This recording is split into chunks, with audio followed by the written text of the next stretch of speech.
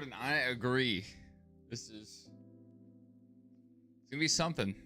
I believe this is the first truck Roval race, so we don't know what to expect, but you know, given how unpredictable the trucks are, this might be just an absolute slop fest. We'll see. Parker Kligerman's out there. That's a pretty good pick. Wonder how good his truck is. I didn't see the qualifying results.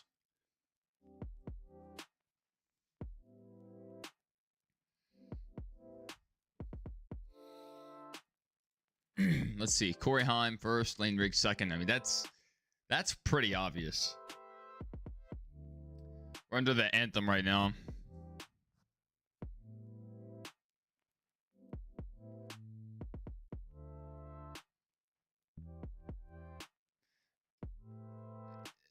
That was funny. So the guy got done. George Washington III. He got done with the anthem. Opened his mouth like he wanted to say something. That was it. Nothing else came out. This should be fun. Corey LaJoy 8th. Connor Zilic in the 7 truck. Oh, man. If that's not a strong pick, I don't know what is. Let's see what Connor can do in the truck. Parker back in 16th. Okay. He's got it done on the road courses before, so we'll see if he can replicate that success.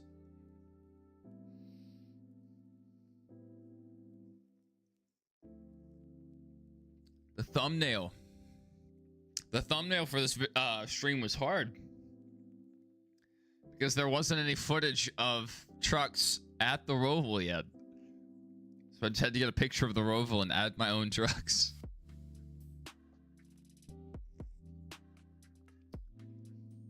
It's good enough for government work. Look back through the field. Rajah Cruz, one of our playoff drivers, in 18th. Our lowest playoff driver, Daniel Hemrick, 34th. Horrible start.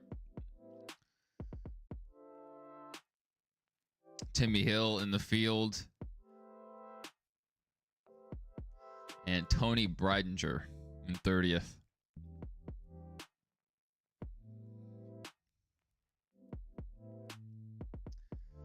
Well, under commercial now. Once we get back, the cars should, or the trucks should be rolling. I started right at 2:30 because the trucks have been starting right at their scheduled time lately, but not today apparently.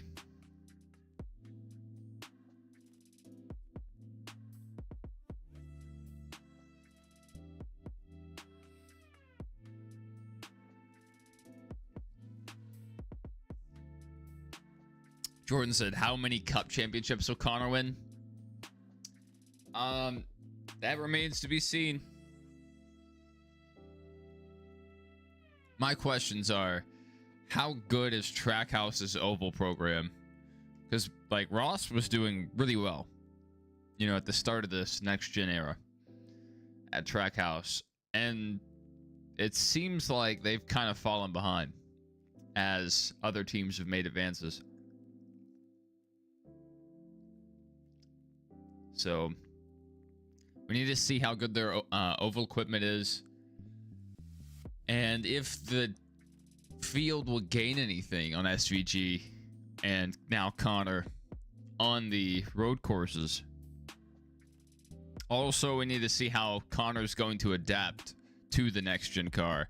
He's only had, I think, a few starts in the Cup car, and you can take a driver that's great in the Xfinity car, but you put him in the next gen car, and you know the differences between the two, they don't do as well. You know, Exhibit A, Ty Gibbs. Exhibit B, Noah Gragson. I'm not a fan of the next gen car. Not a fan. It looks good, and it may drive better, but it doesn't race as good. That's just my opinion.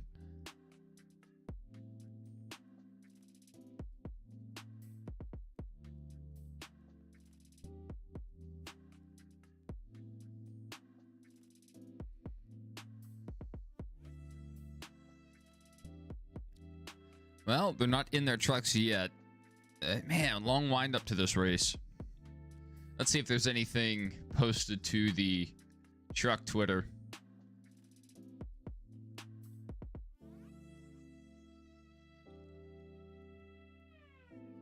Brent Infinger getting his best start on a road course today. P4, that's crazy. That's his highest road course start ever. He's had, like, not a great playoff run. That team just hasn't had the speed. And as far as the COT goes, Jordan, I did like the COT. Kyle Busch complained about it. Some of the drivers complained about it. But it still put on entertaining racing. It was entertaining on the super speedways. It was entertaining on the short tracks. It was still, for what it was, a decent car. You know, and compared to what we have today, it's amazing.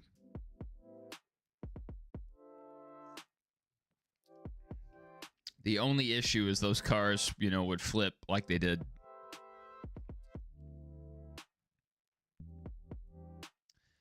Double A said, "What's up, man? How's it going?" It's going pretty well. Going pretty well.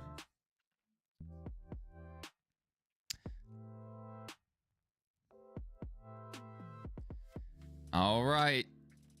We're about to get our command. Who is it? CEO of Ecosave. Are you serious?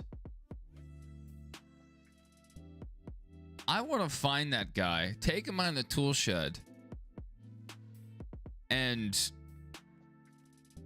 not really do anything. But he just looked, he just looked into the microphone and just said, "Gentlemen, start your engines." No energy, no effort. I think we should boycott Ecosave. Jerry, good to see you, man. Double A said he thinks the embargo lifts on NASCAR 25 on Tuesday. That would be great if I had access to it.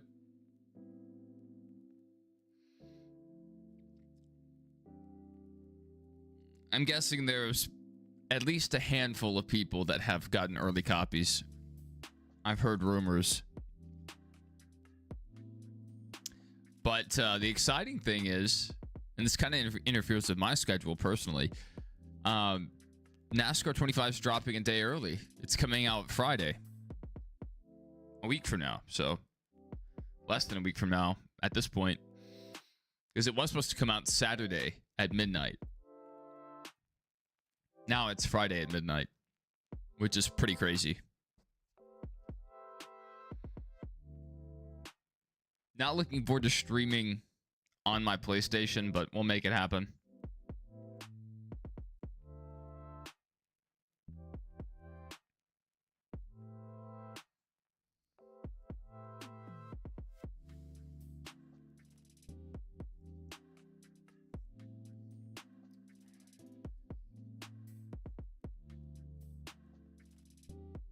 Could use a USB splitter and run it all the way around my room to this other television. Play NASCAR 25 on it. I may do that. That way I don't have to use my other setup. I do have an Elgato. Yeah. But I can't sit at my computer and use it because I don't have my PS5 routed to either of my monitors. So I could do that. I have a TV at the very end of my desk. Then I, have one behind me that I play my PlayStation on. So when I use the Elgato, I have to sit back there, and actually, play off the screen. I have a second Yeti for it. Like, I have a whole setup for it ready to go. It's the only thing I don't have set up is the webcam. And so I would kind of lose an element of it. 200s, oh, that's really good, Jared. You're doing really well. I saw you crossed, I think, 124 watch hours?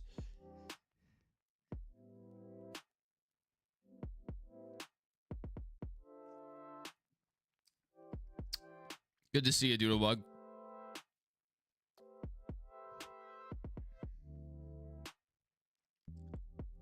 So the round of 8 for the trucks. Roval, Talladega, and Martinsville. That's a crazy round of 8.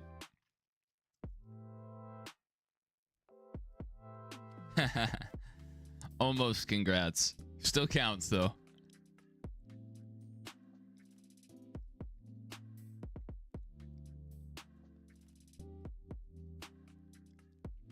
If LSU didn't have a football game, I would go to the triple header at Talladega. They have a pretty big game that weekend. I also looked at going to the championship weekend. Flights from really any of the major 3 airports near me are not that expensive out to Phoenix. And I mean, I've been out there before, so I'm familiar with the area. The thing that keeps me from doing it, though, is I don't want to drag my wife across the country to spend 3 days at the racetrack. So if I was going by myself, you know, I would totally be fine with that.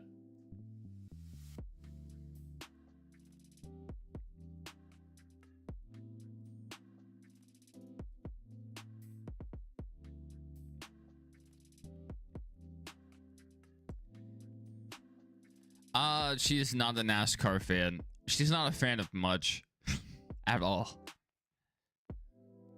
She likes Seinfeld well enough. I wouldn't say she's a fan of Seinfeld. She just doesn't mind when it's on.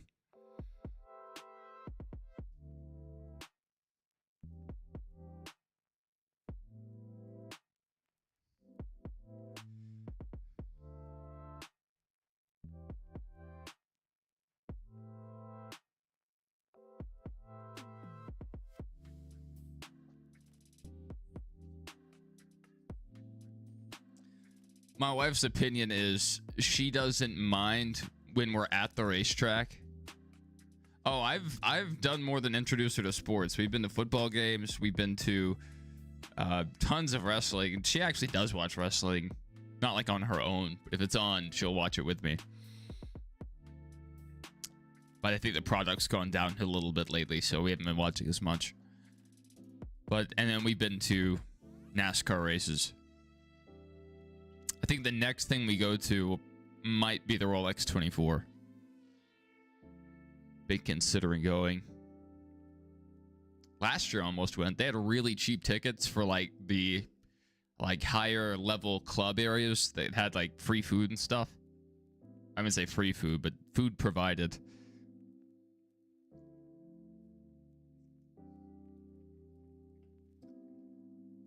And there's so much to do down there. On the east coast of Florida. Oh, yeah. I think he was supposed to be there last year. But that's when he, tore his whatever and, got injured.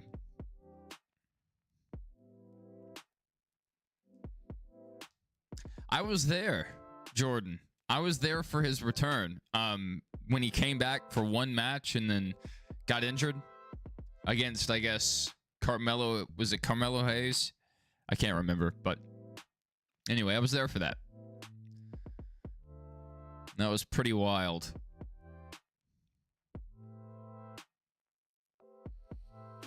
I couldn't tell if it was a work or not. And Mav was like, I think that's real. And sadly, it was. I keep up. I haven't been watching it week to week, but I'll watch highlights. I keep up with it on the Twitter.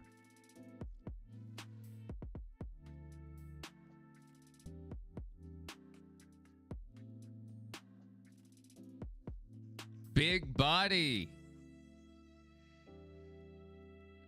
Double A said WWE is so down bad right now. Yeah, I'm really upset with how they did John Cena. I think they really mismanaged his final run. I'm hoping, you know, they're advertising December 13th as his last match, at least as a full-time. I'm hoping there's some kind of twist, something. I heard one, not a theory, but one idea floated, like Gunther's his last opponent or something. Maybe he wins, maybe he loses, whatever. But he's walking his way back. You know, let's just say he loses. But he's walking up the ramp. The dates, you know how they've been keeping up with his appearances. You know, it's counting down. It goes from 1 to 0. He's about to walk backstage. And then all of a sudden, the 0 goes back to a 1. The Rock's music hits. He comes out. That would be insanity. It's not just Travis Scott, that was stupid. They also had The Rock involved, and he just, you know, ditched the story. You know, that whole deal, the neck cut and the throwing up the 3, and then he did the 2, and then it led to nothing.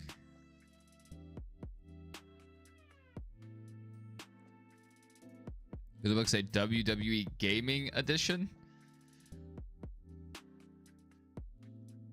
John Cena versus Miz. I would like to see that. I really like the Miz. I'm okay with it. I didn't watch much during her initial run.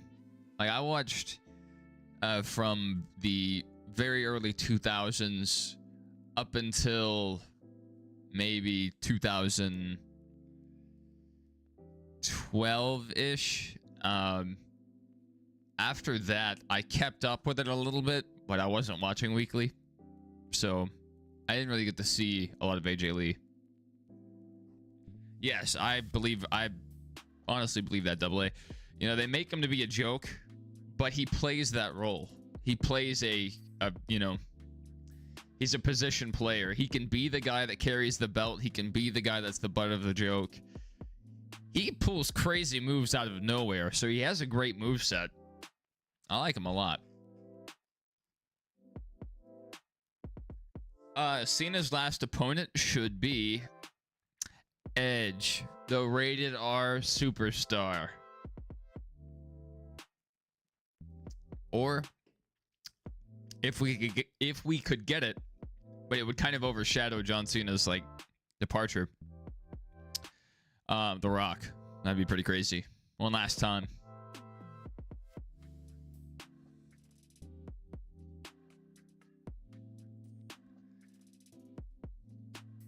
Agreed. I just hope like something happens that's like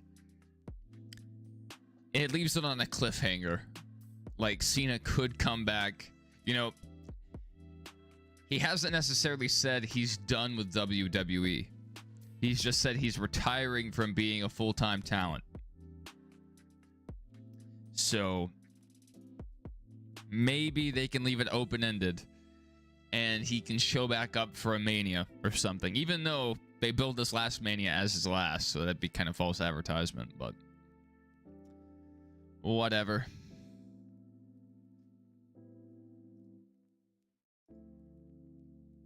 I would just like to see him back. My hope is that he would retire with the belt. That's what I was wanting him to do. Retire with the belt, and then somebody would call him out, or somebody would do something to provoke him into coming back, and then maybe he would put somebody over at Mania. I don't see it being Batista. It would be cool, but I mean, and Batista's still in good shape, but he's not the same Batista we remember, you know?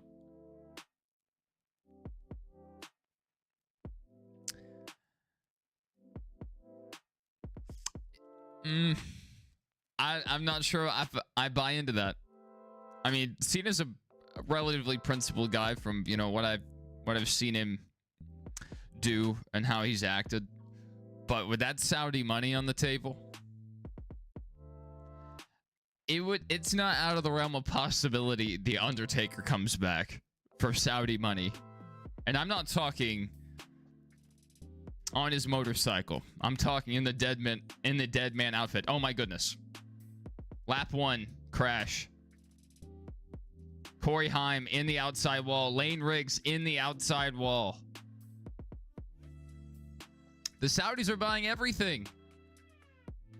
Should Obafemi be on the main roster to face Cena? No. Nah. I mean, I think he's going to have he's very imposing. I think he's going to have a big career if they handle his transition from NXT to Raw or SmackDown. But I think he should be trying to make a star in his, so take somebody who's already at the top or near the top and cement them as the person that's going to carry the company for the next 10, 15 years.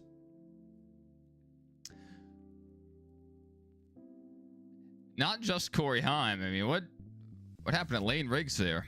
So, lap 1, corner 1, we have a wreck. Grant Enfinger into the back of Lane Riggs, who gets into Corey Heim. That is so wild. That is so wild. There's an F1 channel in Fubo. Interesting. I wouldn't be surprised if they just bought the whole thing. It seems like the Saudis think they have unlimited money. And, as long as they have oil, they kind of do. This is insane. So the two contenders, the two guys that were guaranteed to be towards the front, Lane Riggs and Corey Heim, already receiving damage.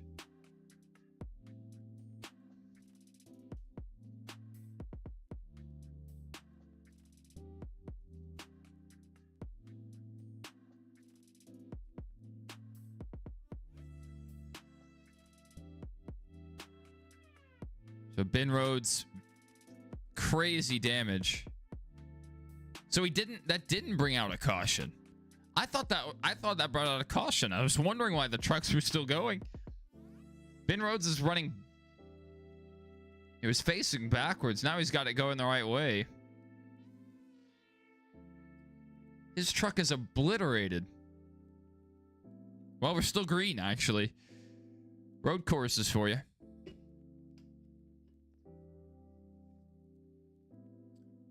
So Brent Cruz in first, Caden Honeycutt second. As we run. Oh, yeah. Just ran wide. Oh, yeah. That was a really hard hit. It's kind of crazy that wasn't a caution. There we go.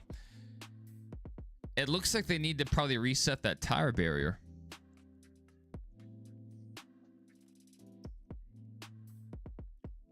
Been saying something possibly broke.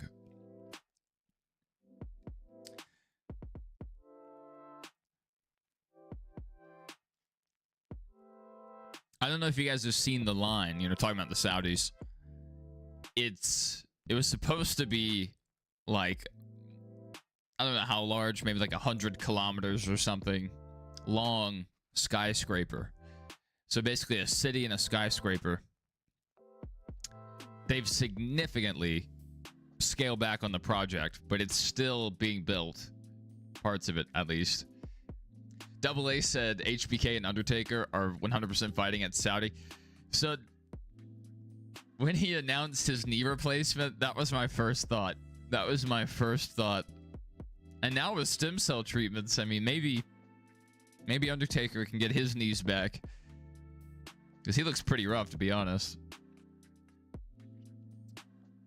I seriously thought a caution came out on lap 1. That was wild. If Cade wins, then what? That would be pretty wild. That would be pretty awesome. Stuart Friesen out for an injury. Caden Honeycutt stepped in, filled that role very well.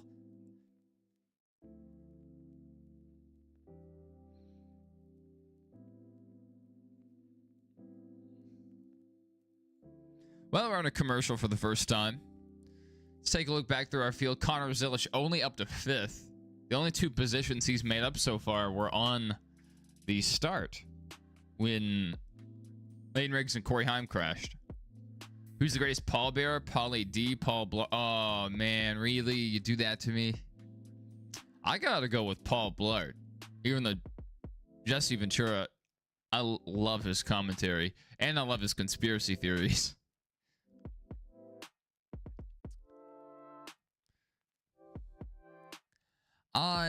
Yeah, that would lock him in if he won, I guess.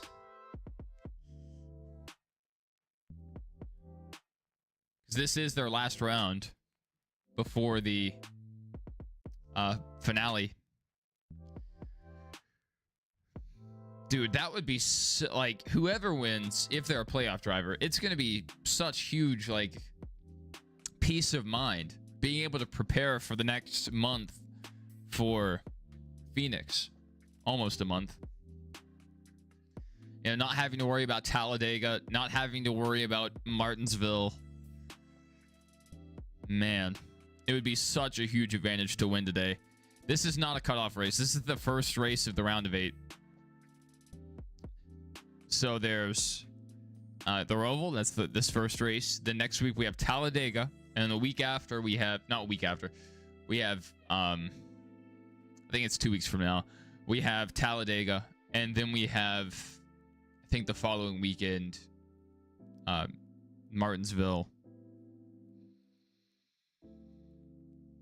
and then Phoenix. I think Phoenix is on the 31st. So let's look at that. What are our dates? Talladega, Martinsville. Yeah. So I think Talladega is the weekend of the 17th. And then Martinsville's probably the next week, and the week after, the 31st. That's our finale race. Is Corey and Lane done? They're still working on the truck on pit road. Let's see how many laps down they are. So Lane still scored on the lead lap. He must be coming back down pit road due to the caution. Corey Himes back out 31st. We'll keep an eye on them. They're not out of it. Grant Enfinger also getting damage, and Ben Rhodes nailing the wall. I'm wondering if that 7 truck has any sauce. So right now, he hasn't moved up at all aside from cautions. Lane Riggs and Corey Heim starting 1-2. I thought, it's going to be great. Like, they're going to have, a decent race. We'll see if Parker can get up there. We'll see if Connor can get up there. And then, bang, turn one. The two most competitive guys all season out of the race. Grant Enfinger, quite a bit of damage to that left front. They have a section cut out, some bare bond. Doesn't look too bad, though. Bug said F1 had a proposal for a street circuit in Athens. That would be wild.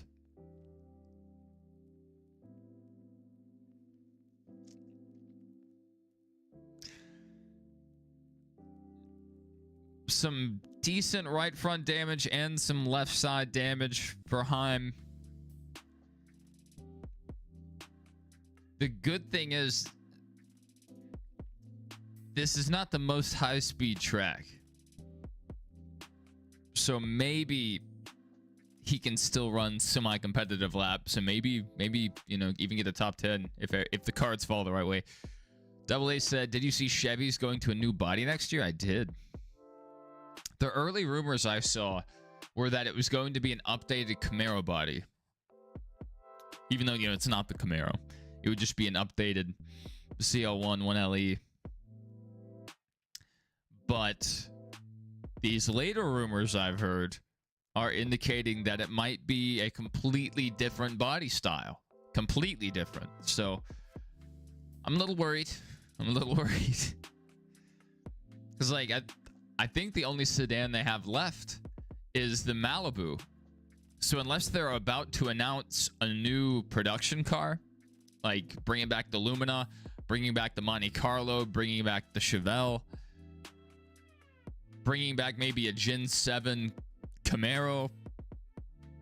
What's it going to be? The Blazer SS? If it's gonna be the Blazer SS, I'm out. I'm out. Oh, the Malibu's gone? I thought it was still around. What's their last one? Is the Impala... Does it still exist?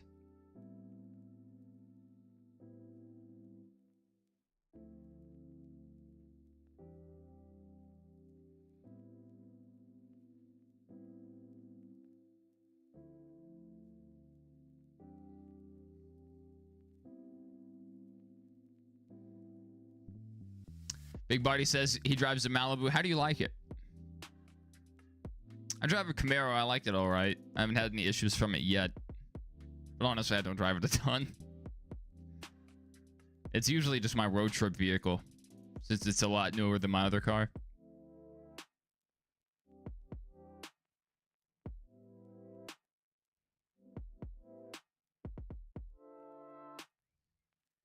Current Chevy vehicle lineup. SUVs, the Trax, the Trailblazer, the Equinox, the Blazer, and Traverse. That is disgusting. Tahoe Suburban for large SUVs. Trucks, Colorado, Silverado, Silverado HD, Silverado EV. Electric vehicles, Equinox EV, Blazer EV, Silverado EV. Performance, Corvette Stingray, Corvette E-Ray, Corvette Z06, Corvette ZR1. Oh no. Are you serious?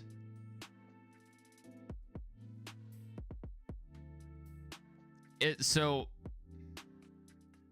barring the comeback of another sedan, I think it's a huge mistake to get rid of sedans, but if the market's not calling for it, I guess it's not calling for it. I don't see how they can go to an SUV body. Like, that would just be ridiculous. So I think if it's not a vehicle that hasn't been announced yet, I think it's just going to be a ghost Chevrolet. I also have a Toyota big body, so I drive both. Malibu's the only sedan in production. Big body, I don't think they're gonna have 26 model years. I just looked at their vehicle lineup and it did not list the Malibu. You can still buy them, but they're not on lots anymore. I think Chevy may change strategy though, because they were really leaning into SUVs and EVs due to cafe requirements and stuff. Well, now that Trump's in office, that has changed, and they're no longer pushing for EVs so heavily. And Chevrolet, they've dedicated more money to building V8s and building new V6s. So we'll see.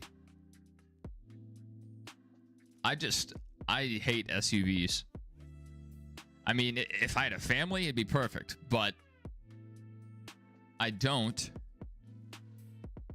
And even if I did, my main car wouldn't be an SUV. My wife can do that. Like, give me a sedan to get from point A to point B, or give me a small truck. I don't need anything bigger.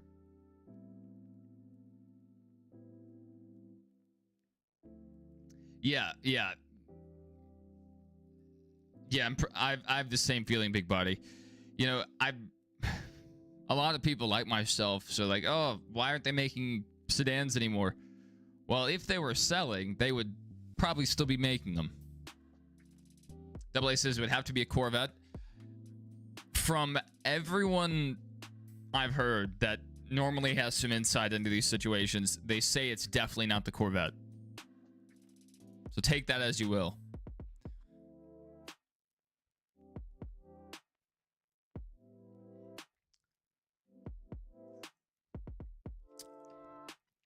It would make sense.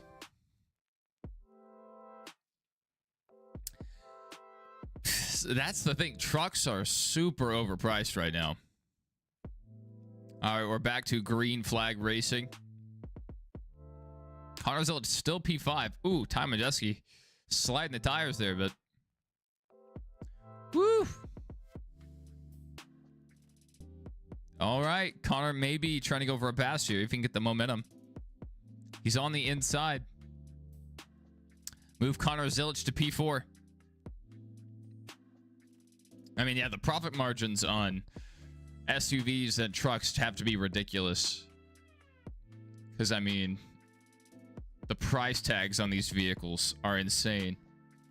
Aside from the budget, small, like mid-size SUVs.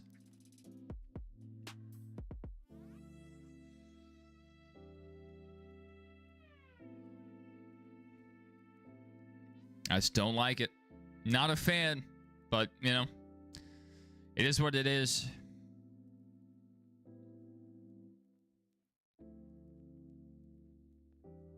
All right, Timmy Hill around. The field able to keep going. All right. Timmy Hill looks like he's just going to pull straight to pit road, perhaps. Running through the infield right now.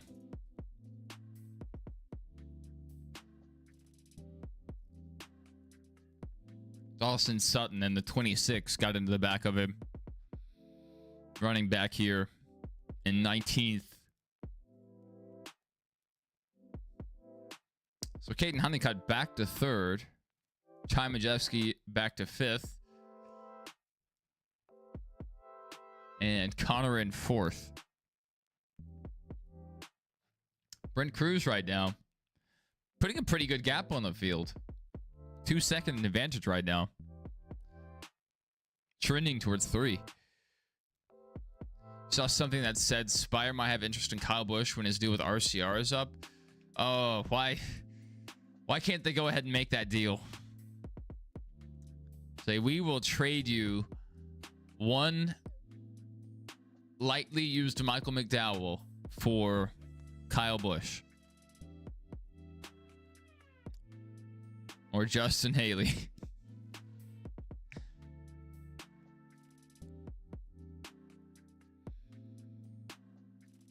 One lightly used Carson Hocevar.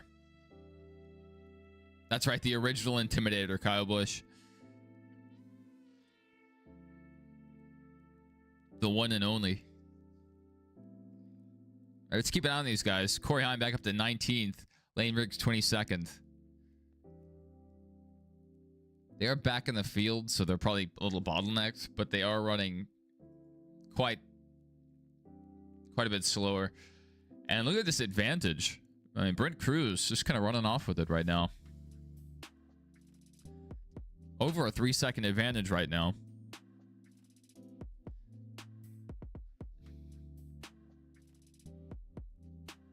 Let's see if we have a replay of either of our incidents.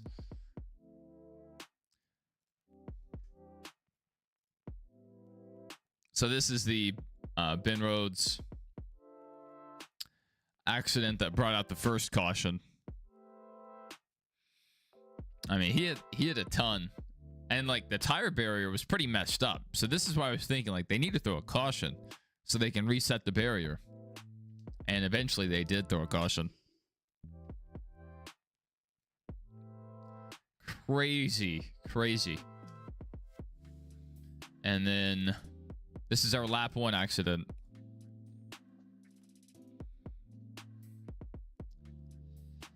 Into that first turn, Infinger into Lane Riggs, who is into Heim, and they stack it up. Where did Infinger get his damage? He got quite a bit of damage here on that left front.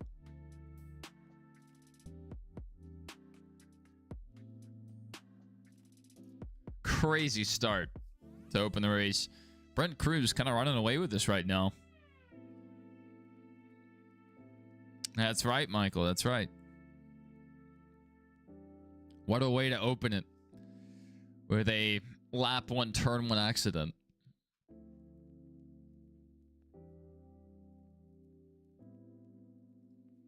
Crazy stuff.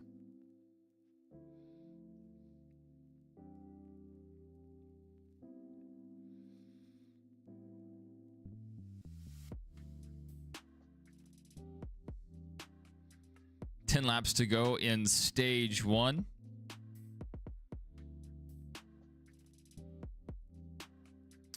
It's looking pretty good right now.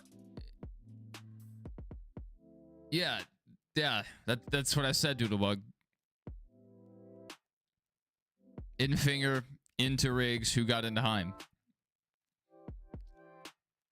It just didn't look like enough contact to cause that left front damage. They had to cut off a whole section. So, I mean, how hard did they hit?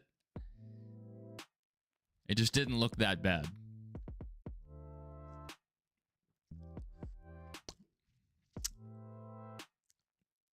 I have eyes, Doodlebug.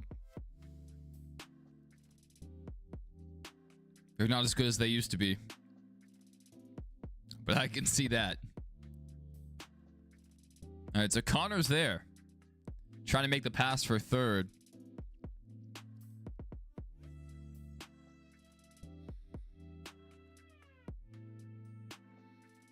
And they're not too far off Giovanni. I actually can't see the color blue.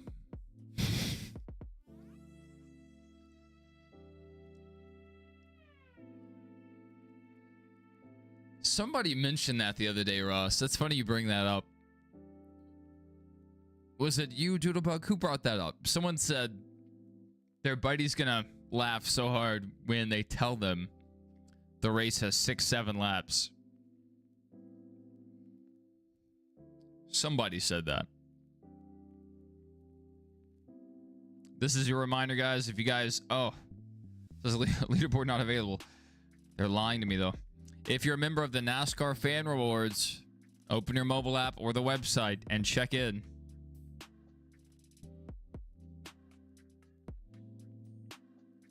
Oh, the Great Man? It may have been.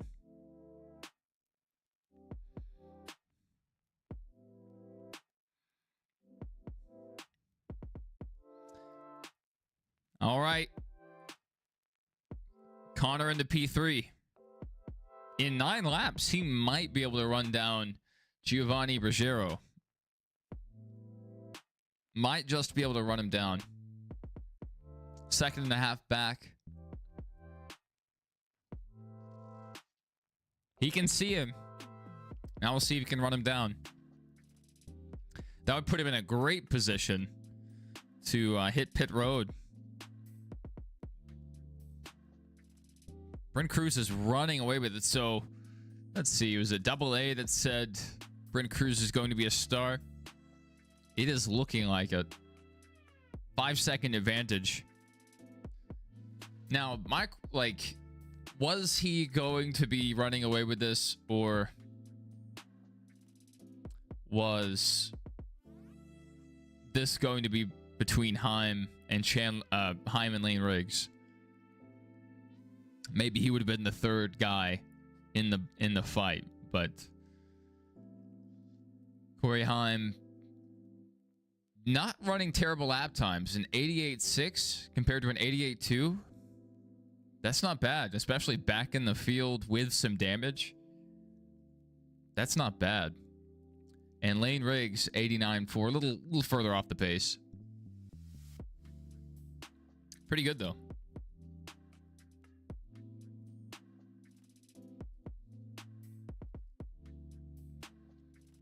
I think the biggest issue with their body damage is that infield portion, perhaps, because they're not like crazy high speed through that portion, but you do kind of have to lean on the car a bit. So if they lost any side force, that might hurt their speed through the infield portion, but it seems like they're doing well enough. Ben Rhodes, I think he's probably not doing so hot. Yeah, 10 laps down. Last lap time 1:31. I don't think he's run since the accident.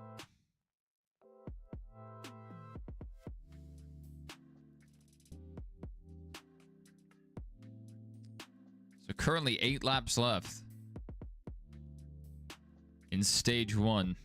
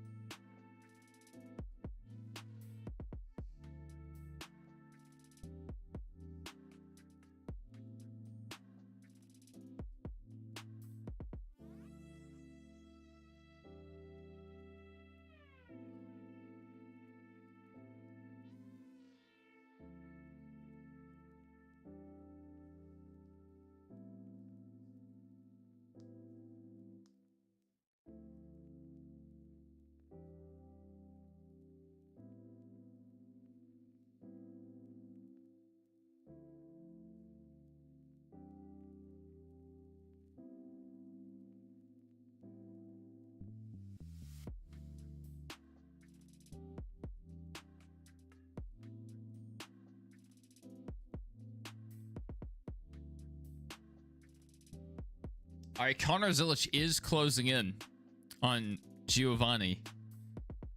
I don't like saying his last name, Ruggiero.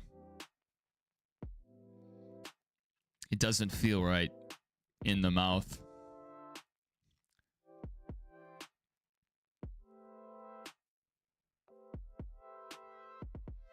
Daniel Hemrick moving up pretty well. He did start, like, I think 30th, or maybe even lower, maybe even 34th. It was pretty low. And he's worked his way up, I believe, around 10th. Yeah. Not bad. Corey Heim up to 14th. Lane Riggs running 19th. Brandon Finger 20th. The Great Man said it's Heim time. We were just talking about you, Great Man. Double A said Heim's already moved into the top 15. That's right. And Chandler said he's back 6-7. That's right. That's right at the top of our screen. 67 laps.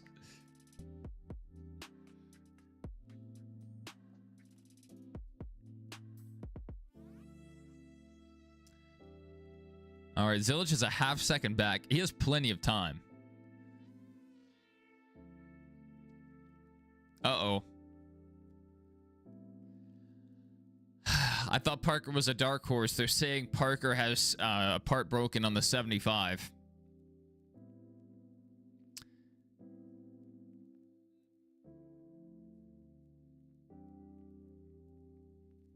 That sucks. Beginning of this race, he still has a long way to go. And apparently he has an issue. I think he started 16th. Now he's down to 20th. Chandler said Zilich better win or he's going to go crazy.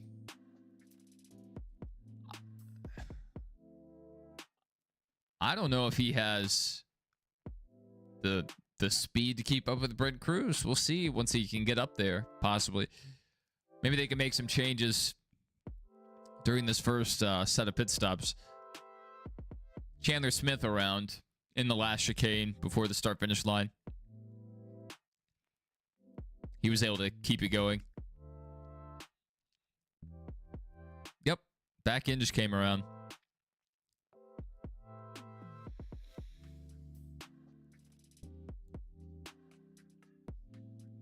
So move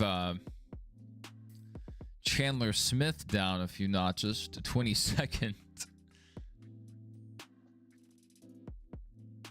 Parker down to 27th now. His car is very far off.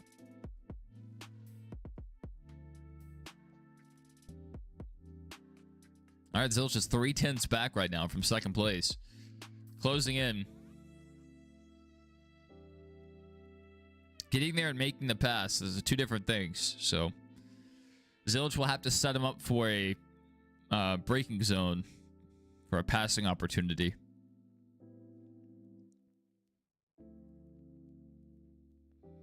So Harvick just said he thinks Corey Heim has a fast enough truck to win the race. Now we've looked at their times. Let's see where he is now. 12th, a 90.5 in traffic to an 88.7 in relatively clean track. So, oh wow. Same lap time there.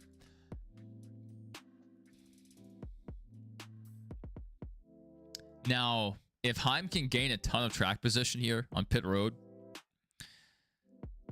that would be huge.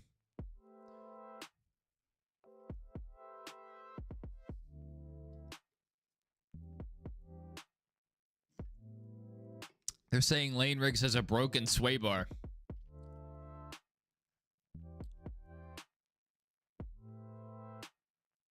Oh my goodness. Oh my goodness. That thing is, yeah. I don't know if they can fix that. His day, not necessarily over, but like he's not going to be competitive running like that. Too much body roll. Warren Smith said, just got back from school. Yippee, you're on fall break. That's awesome, Warren.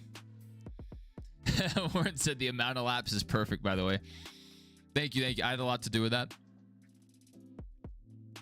Ross said Riggs is one of your most overrated drivers. Might be right. You might be right.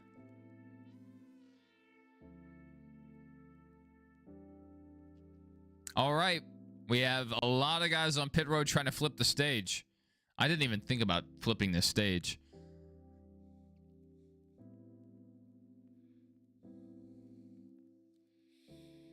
Yeah, definitely makes sense to do this. They need a good stop here, though.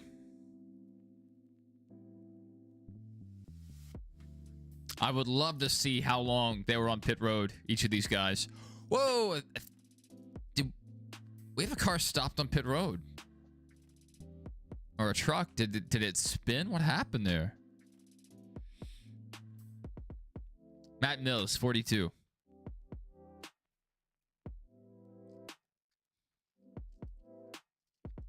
Whoa!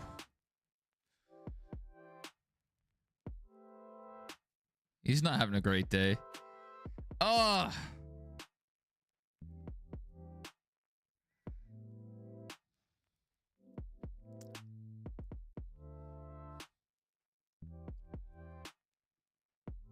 Yep. Ben Rhodes, he had a pretty big wreck.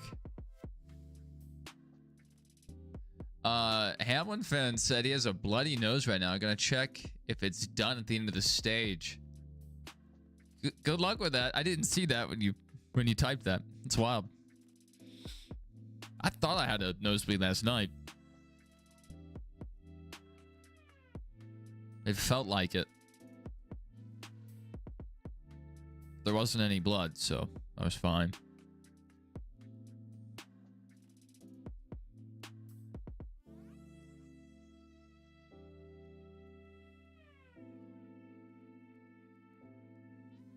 All right, Caden Honeycutt, as they run, scored P1. So he's going to take the points and not set himself up for the finish. He must not have a lot of optimism here. What if the whole season got flipped upside down because of Cruz winning?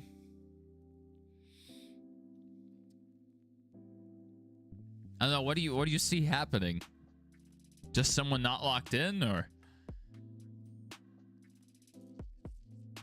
I think the craziest thing that could happen in terms of the points would be whoever's the lowest on the cut line winning, which almost happened for the Cup race last weekend.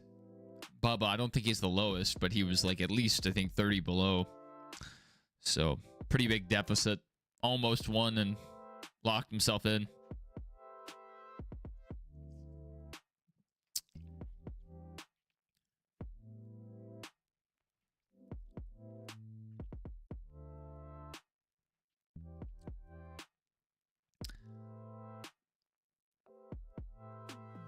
So you're saying he's going to win upside down? Oh, the 30th in points. I mean, that would be pretty wild if he got the win and was, you know, that low in points, but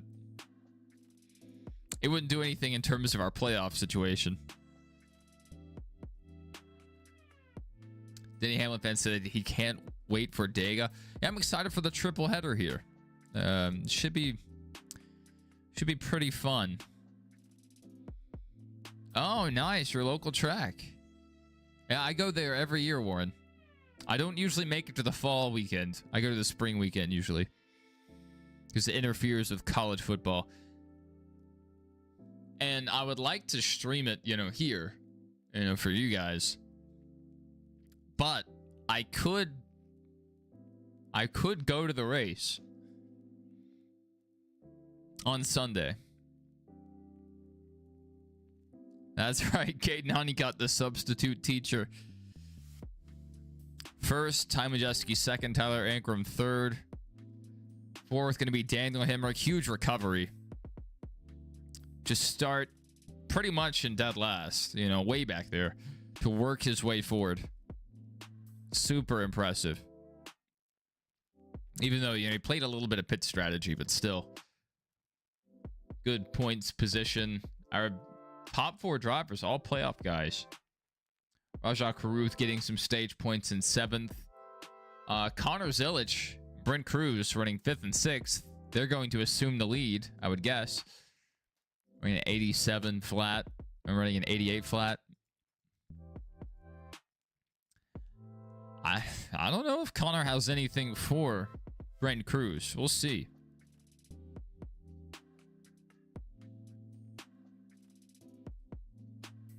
The playoffs getting flipped upside down by him winning. I just don't see how that changes anything. Because it's not like it would, inject him into the playoffs. It would just be wild that a guy, super low in points would win. I don't even know what the truck points situation looks like. Let's see if I can find that. Playoff standings.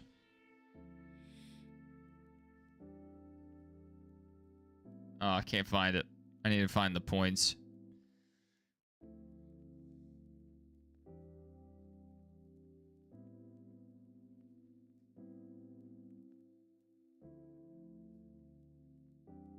Brent Cruz is 27th, so you're not far off. That's pretty impressive. That's pretty impressive.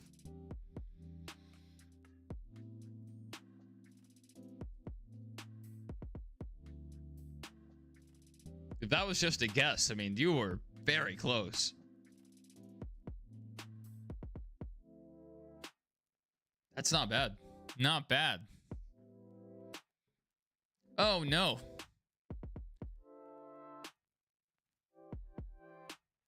I don't think I'm going to read that one out loud, Hamlin fan, but yeah, hopefully you can get cleaned up.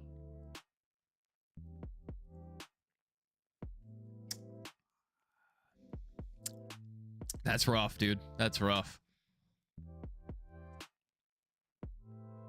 All right, under commercial here. Let's see if we have any other highlights posted. Not really sure what it... Maybe they have Chandler Smith spin. Corey Himes gained 16 positions since the restart. Probably even more afterwards. That tweet is 16 minutes old.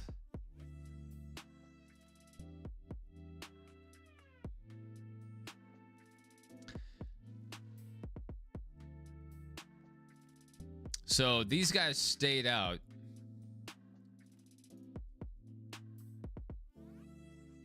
A few of these guys did. I think maybe Blaine stayed out too to get to 10th. So where's Heim now?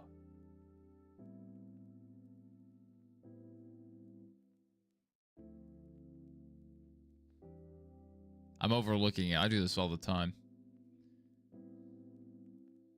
Corey LaJoy. Corey Heim, 17th. Okay. Yeah. But once the pit stop cycle, he will jump forward, I think, inside the top 10. Should you commentate at Dega?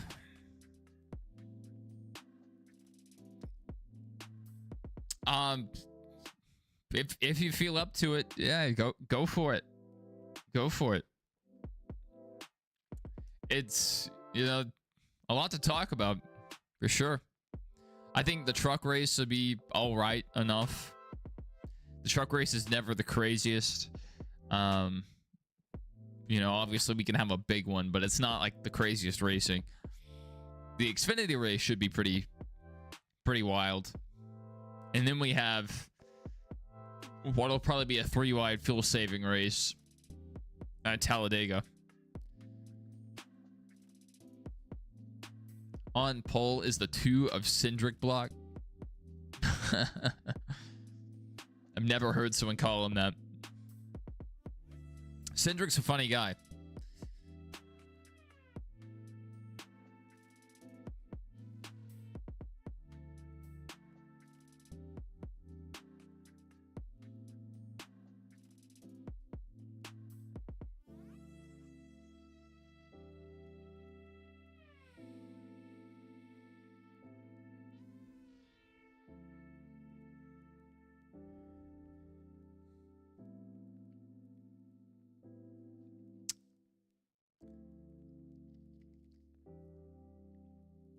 Yeah, Cindric needs to lean into that.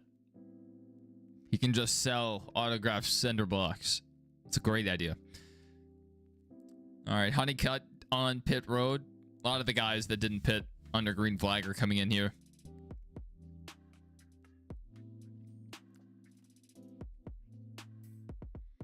Rajah Caruth, Ty Majeski, Tyler Ankrum. So once we get a scoring update, we'll see where these guys are going to filter out. Brent Cruz will probably go to the lead. Connor Zilic second. So how, let's see.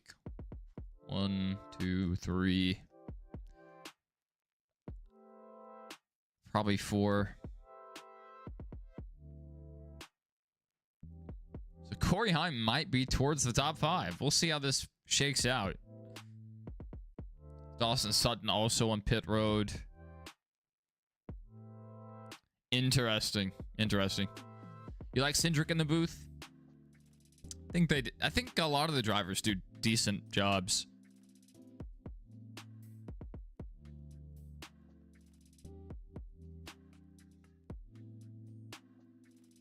I wonder how much the drivers get paid to help with the broadcasts.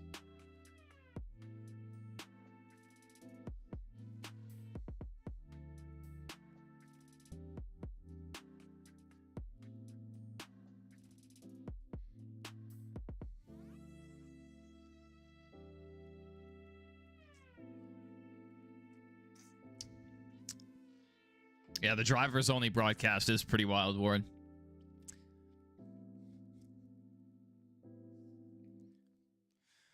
At least like 3 drivers in the booth and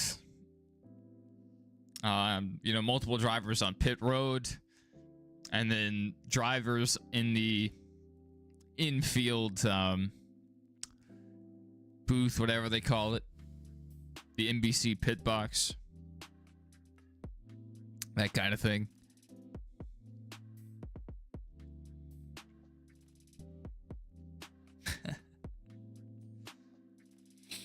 Yeah, Blaney's not a bad pick for Talladega, that's for sure. He knows how to get it done at Talladega. He just seems to always be there and in position.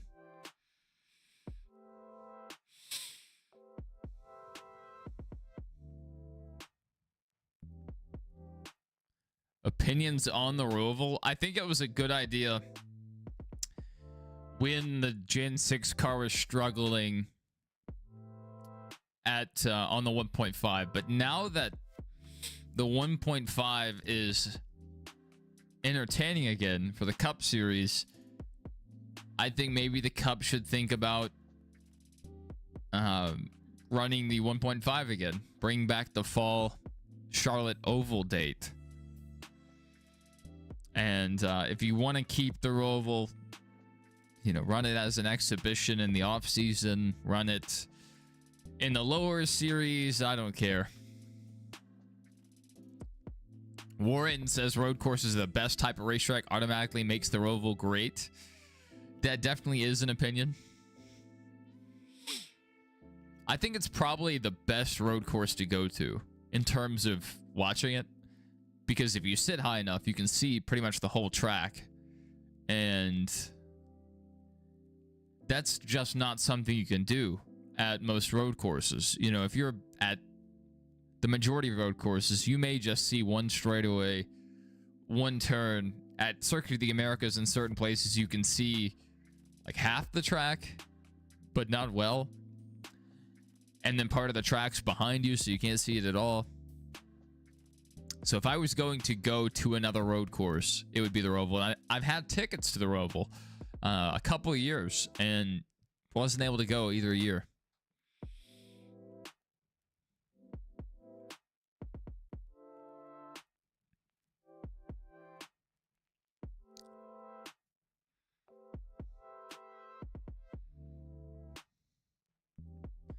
All right, as they run, Heim is in 8th.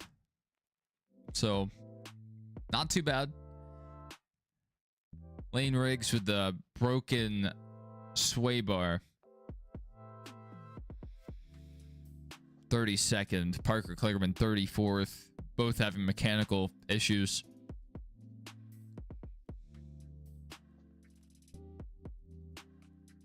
So they're saying the sway bar is not broken. It just ripped the mounts off. Oh my goodness. So he has to run around with a wounded truck for the rest of the race. That's rough. That is rough.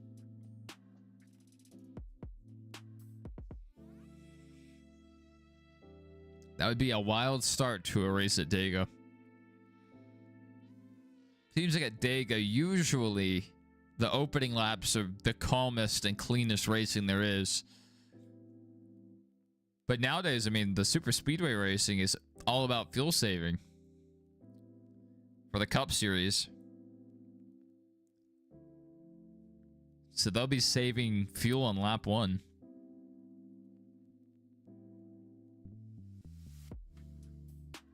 Brent Cruz P1, Connor Zilic P2.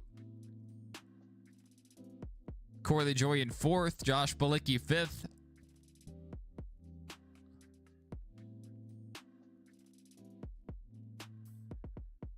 Well, Connor got into him a bit. Not able to stay alongside him. Brent Cruz back to the lead. Corey LaJoie peeking to the inside for P3. Not sure if he'll be able to clear before this infield portion here.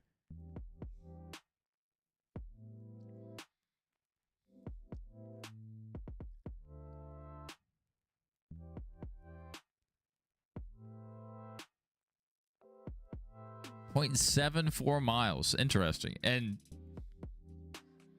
ring. So was that an oval or was that a road course? Uh-oh. Jake Garcia around on the exit of the infield portion. Gonna lose a ton of positions.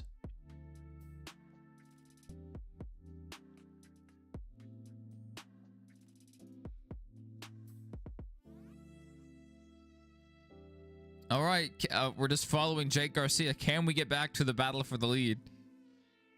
What are we doing? Why are we watching the 13? There we go. FS1's coverage is so bad. A short road course. That is pretty short for a road course. That's pretty cool. Warren, it's on Fox Sports 1. Not on Big Fox.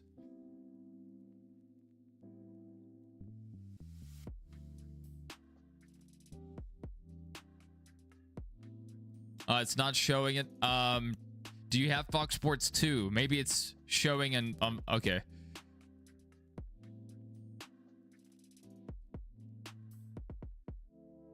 If it's not on Fox Sports 1 for you, then they may have, for whatever reason, moved it to Fox Sports 2. Chandler says he has Peacock. So do I for now. Probably going to get rid of it. I'll just get it whenever I want to watch IMSA. So like the Rolex 24, if I'm not there in person. They just didn't show the 13 or didn't see.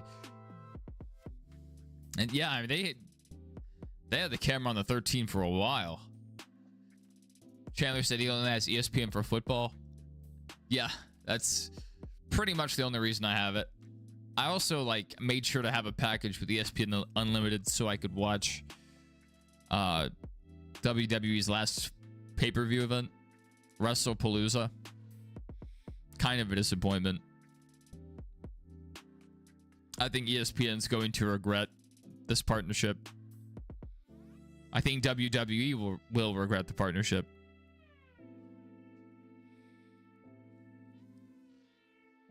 No one's flipped yet in our race. In let's see, Chandler's race, there was I think a flip.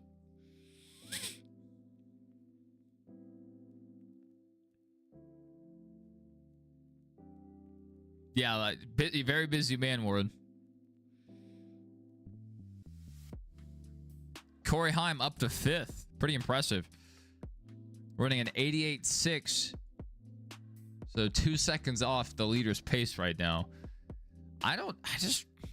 Unless Keim gets back up to 2nd, I don't know if anyone else has anything for him. He's running very good laps.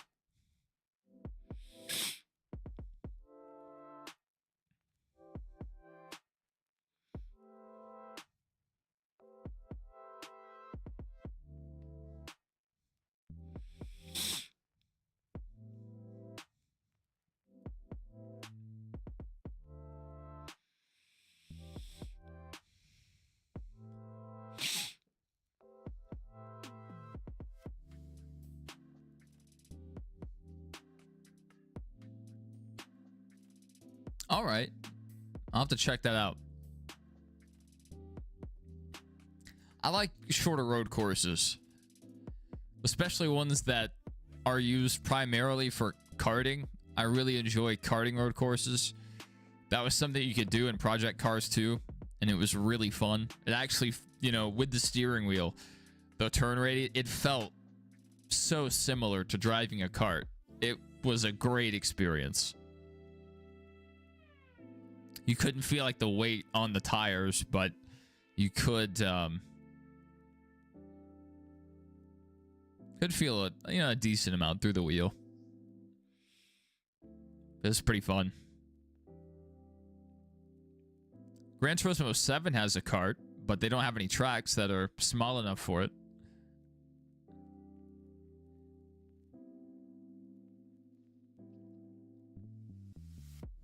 Yeah, it would be Chris Wright.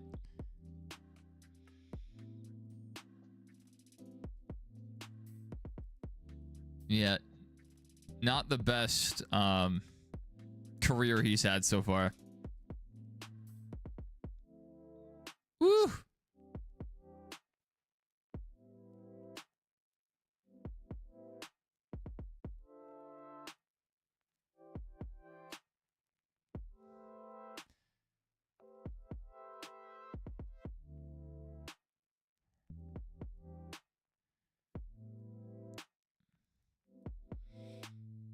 All right, so Jack Wood took him out. Interesting. Kind of sloppy towards the back of the field. Corey Heim up to 4th.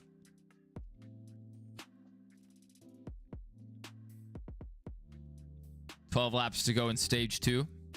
What do I think is the best road course? Watkins Glen. It's my favorite by far. I love the speed they're able to keep up throughout that course. And the bad stretch bus stop is super fun. And what a wild Xfinity race we had. That was a crazy race. Finishing order: Burton P1, Elliott. Oh no. Yeah, Elliott P2. Blaney, Smith, Cindric, Suarez, Briscoe, Keselowski, Hocevar, Gibbs, LaJoy, Larson, Stenhouse, Bell. Interesting. Is that the race? That's it?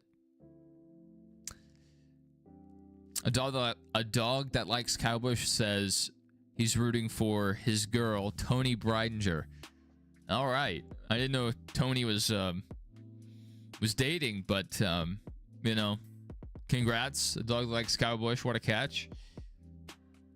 I hope you two are happy together. Running down there in 30th. Not great. Not great.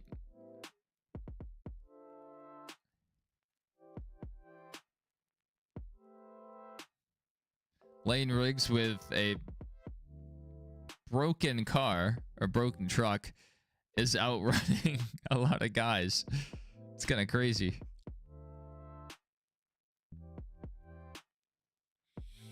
Oh, it's AI. You can only do 14 cars. Still pretty cool. Still pretty cool, Chandler.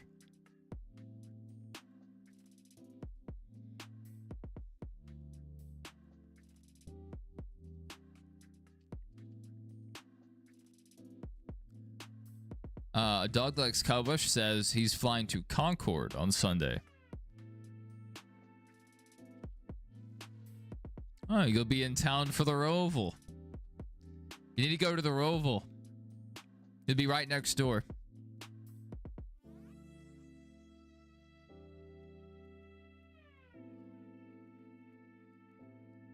All right, Corey Heim up to third.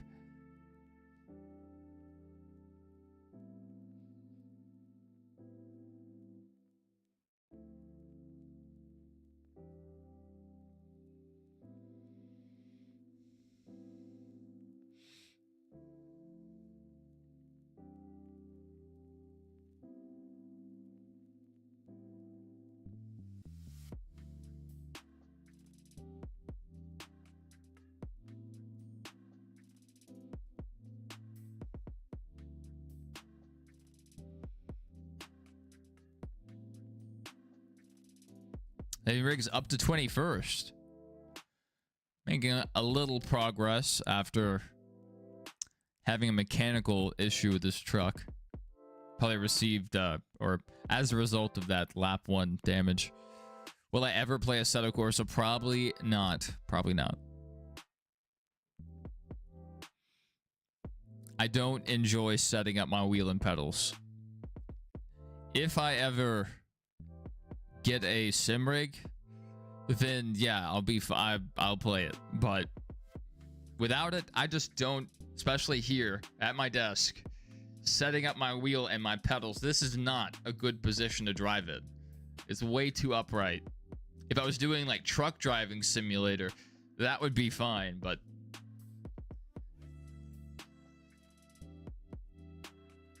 it just doesn't, like, and especially not having the pedals mounted to anything, it feels like they slide and shift around too much to like really get on the brakes hard.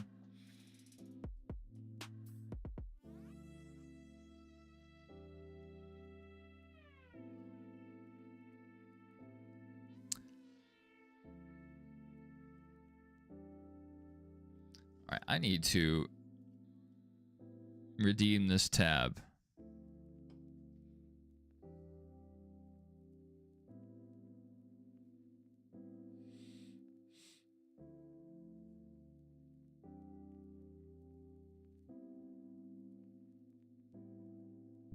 All right, on to commercial again. 31 laps of 67. Run Crew's out to a 4-second advantage. And Corey Heim is 4 seconds back from Connor Zelich. And Corey Heim's only 0.3 off of our leader's lap time. Not too bad.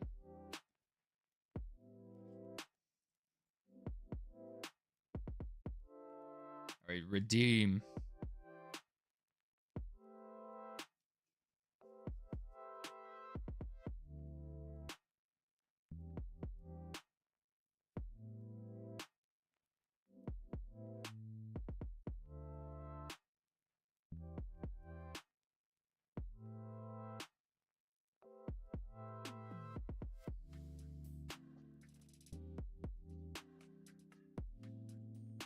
What? This code is invalid.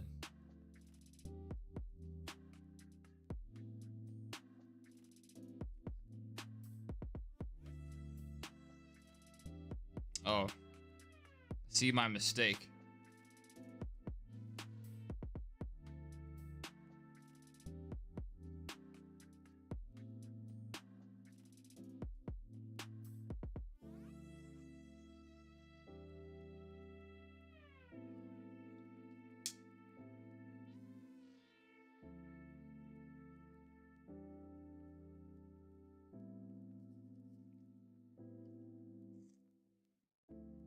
Right, 6-7.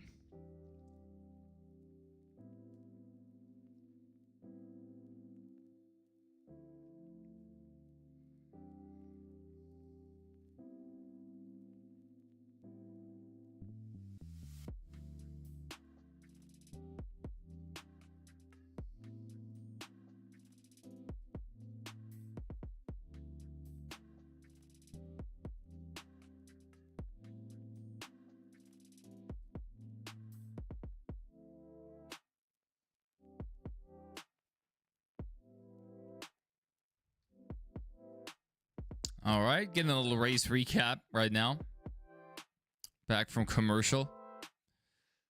Looks like Brent Cruz is going to take this stage as well. That lap, Corey Heim ran a faster lap than our leader. So this may be a 2-truck race for the win.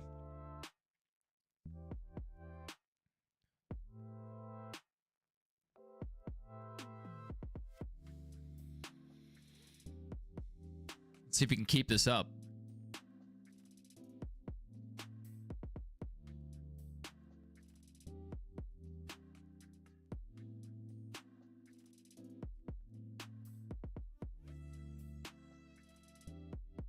That's good, Hamlin fan. That's good. Woo! Corey Heim hopping the curb there.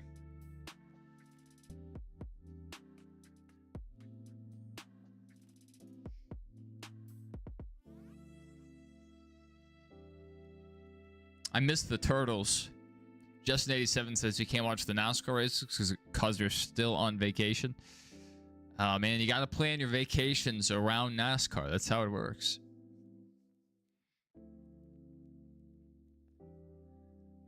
2 years in a row, I was traveling during the Chicago street course, and I still tuned in both times.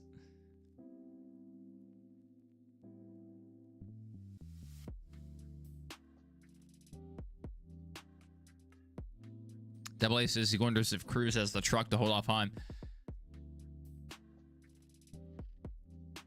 I know part of the track is already in shade, so maybe the balance will change somewhat throughout the run to the end of this race.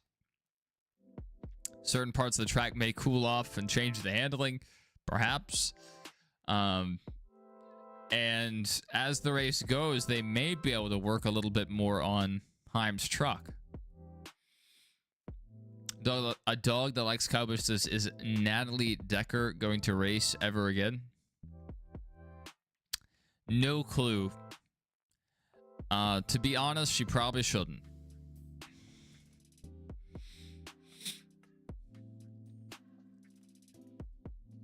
Anytime we get a forced female driver in NASCAR that performs very poorly, all it does is set the rest of the actual competitive racers back in terms of like us getting a competitive female driver, because owners will see like, oh, well, that experiment didn't go over well. You know, they may be a little more hesitant to hire a woman.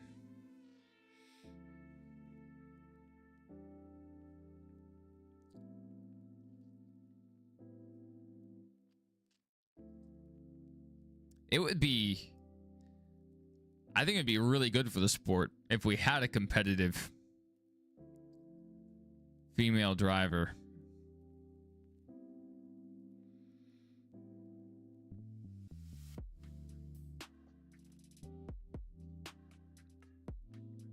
I mean, NASCAR is a pretty, and you know, racing in general is a pretty physical sport, so there definitely is a physical component.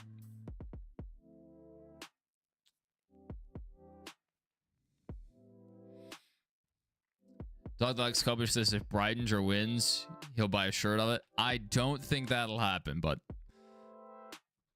I'm happy for you. Keep that optimism. 5 laps to go in stage 2.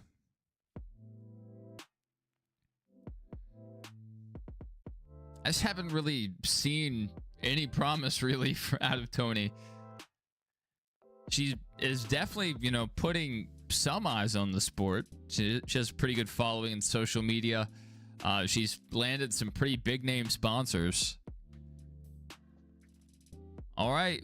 There's a tire carcass right off the racing groove.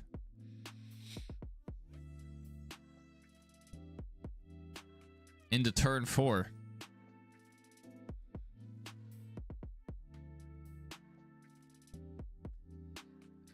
That would be interesting. That would be interesting, Double A. Kind of disappointed that neither of Gordon's kids raced. You know, it would have been cool to have another Gordon to root for, but his son doesn't seem too interested, and his daughter has never really shown any interest. So, you know, that's a missed opportunity. We could have had a couple Gordons running around.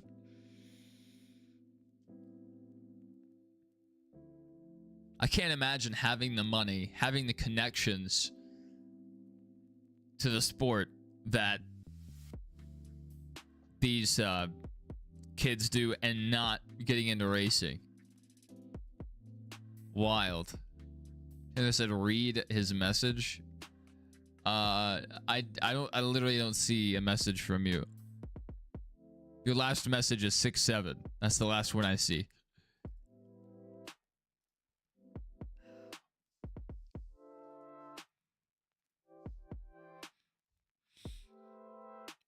Todd Bodine is struggling. Oh my goodness. Todd couldn't even say anything. Collarbone. I think I have collarbone cancer. Is that a thing? Collarboneitis? Collarbone flu? Golly. I also had a crazy pain in my left knee earlier today. It was wild. Doglegs Cowboy says, if was Ryan Priest, I will hold my hands of the steering wheel, and if my sister was, she will close her eyes. I have a feeling you did that with voice typing. Because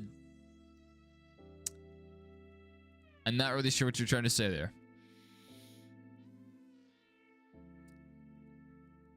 All right. Our leaders are coming in to flip the stage.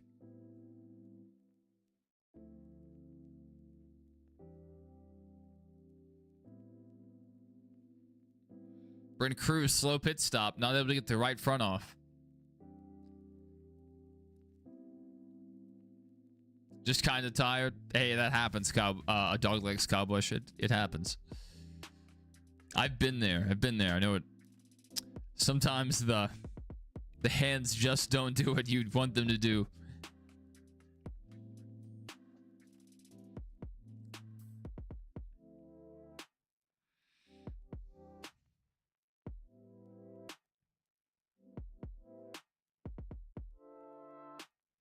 I wonder if he gained any time there. It's not going to do him a lot of good. He's still in P2, so...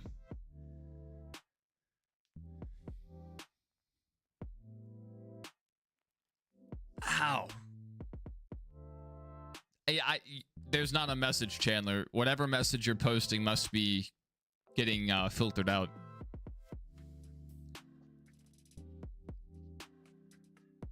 Your last message that I see, Chandler, is I'ma repost it and then read it.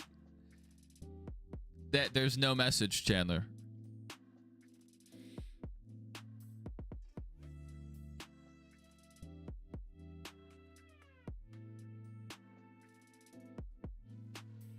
Yeah, whatever you're typing must be getting filtered out, so I'm not sure why or what it is.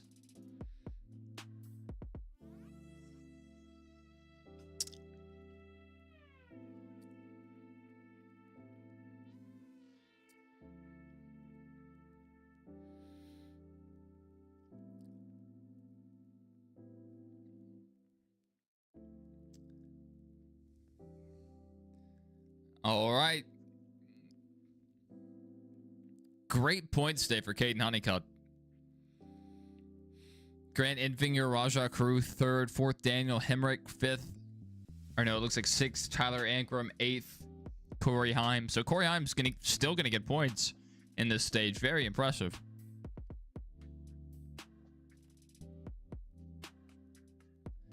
Yeah, that's exactly what I see, Doodlebug. That's exactly what I see. No, no, whatever you're typing is getting filtered out. So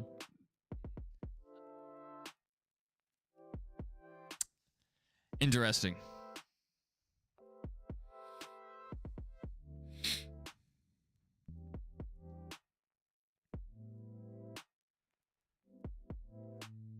I literally don't see a thing. I do not have a bot that deletes messages. There is just a standard YouTube filter, but it should still show me the message being hidden if it was getting filtered out, because I can manually approve the comments, and I'm not seeing anything. A dog likes Calvish says, want to pick your F1 car for your series tomorrow? Oh man. Give me the Haas. Give me the Haas. Give me the American team. The greatest team in F1.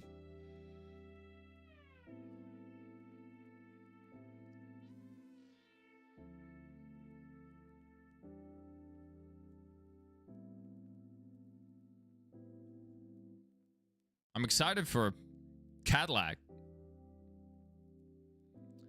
Chandler said, do you think I'll win? It depends on what competition you're in, but I hope so. Oh, you're in the 66 car at the Glen. I see that. Okay, I see that now.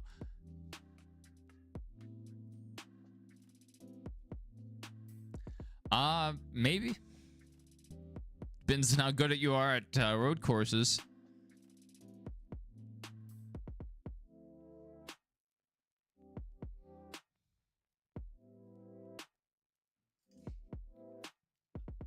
All right, set up for the final stage. This will be our longest run.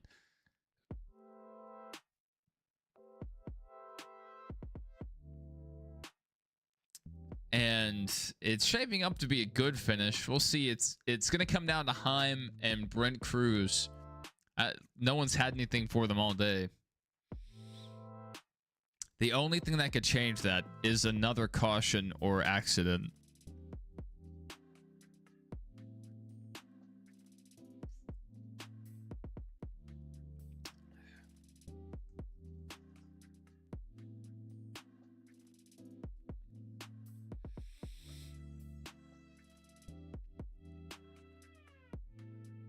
Back under commercial again.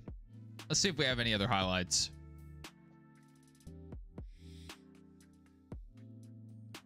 It hasn't been the craziest race since the opening.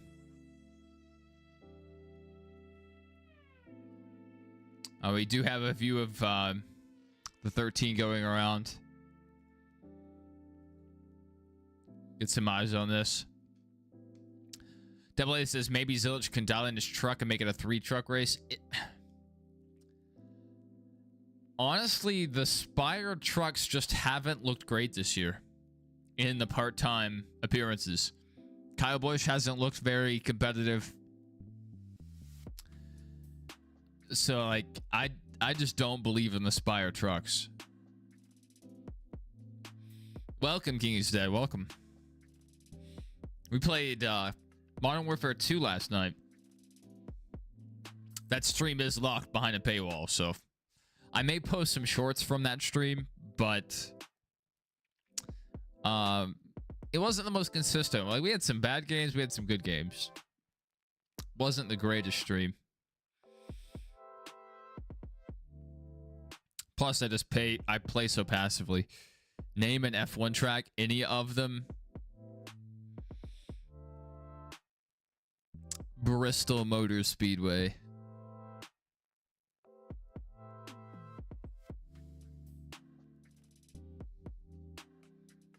Looking here on Twitter, Phoenix has a gold badge, but Echo Park and Las Vegas do not. I'm guessing that's a difference between companies. So SMI maybe. They don't pay, but I guess ISC, probably the one that owns Phoenix. Just a guess.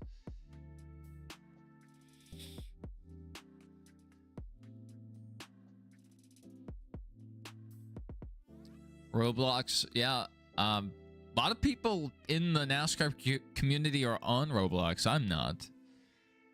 But the Biffler gets a lot of content from Roblox.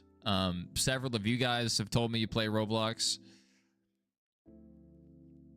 Maybe one day. Maybe one day, but...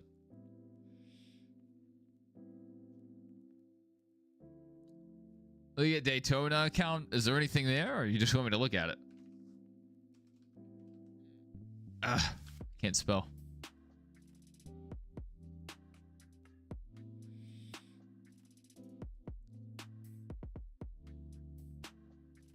Bike Week. Oh, the check mark gold.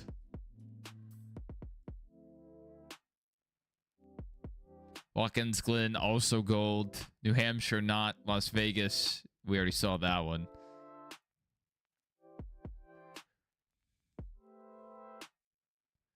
So it's not really consistent. I mean, Homestead, Miami, gold. Martinsville, gold. So motor speedways, looks like blue. Pocono independently, or it wasn't independently operated. I'm not sure now, actually. Blue as well. I don't know if there's any rhyme or reason to this. And these have the NASCAR affiliate tags. These tracks do not. That is interesting. So NASCAR owned and SMI owned, I'm guessing. So ISC and SMI. That looks like the difference to me. But I'd actually have to see which tracks are owned by who. Former tracks probably wouldn't have it.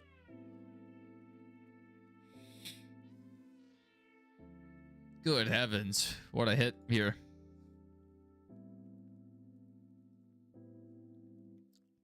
Timmy Hill trying to take out Dawson Sutton. Bang! What a hit.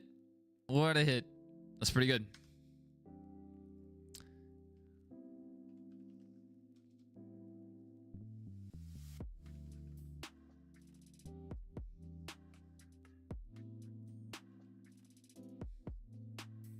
Nothing. Not even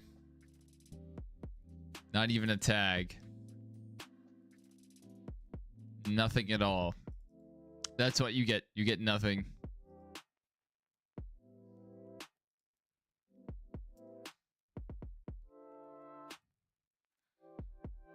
Chicagoland probably has one since it's coming back.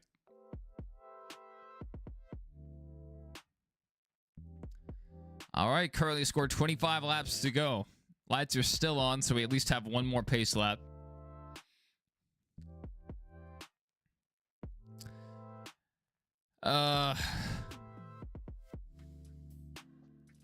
So I think Heim's going to get held up here, and it may keep him from getting to the lead. Circuit of the Americas. Probably, I would say probably a blue. They're not NASCAR owned or affiliated.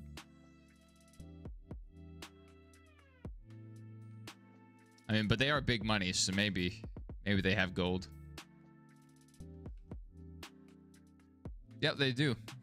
Probably that F1 money. But yeah, that has no bearing on the NASCAR tracks. I think the difference is between ISC and SMI. I think the ISC tracks have the gold check marks and the SMI tracks do not. Because they also have the NASCAR affiliated tag. And I'm pretty sure NASCAR would do that for their own tracks, but they're not going to do that for the SMI tracks, which is pretty interesting, considering they're such big partners.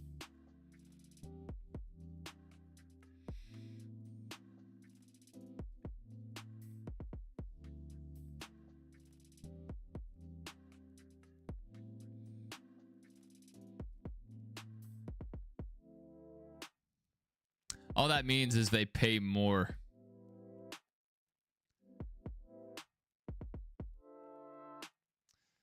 So the gold tag, that means they're paying for a business account. And that's like thousands of dollars.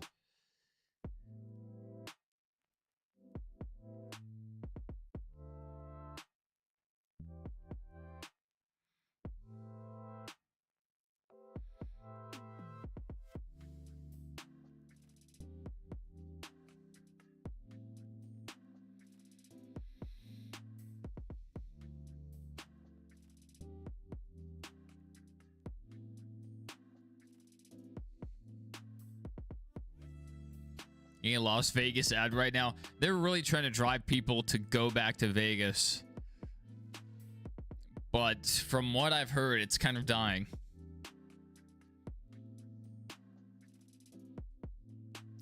I think a lot of it is because formerly things that you could only do in Vegas, now you can do at pretty much any major city.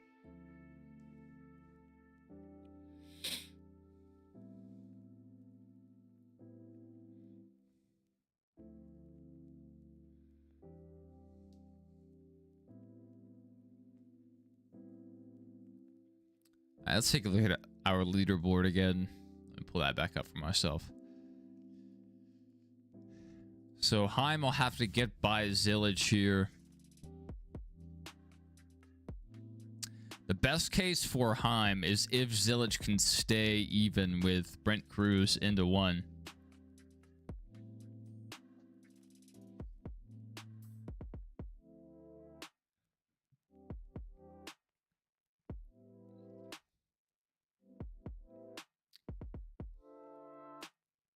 Kligerman down 23 laps. Not great. And with a wounded truck, where is Lane Riggs? No way, is this far forward, right?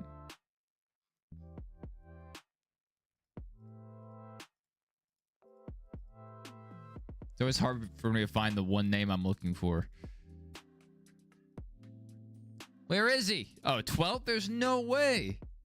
Lane Riggs with an injured truck in 12th. That blows me away.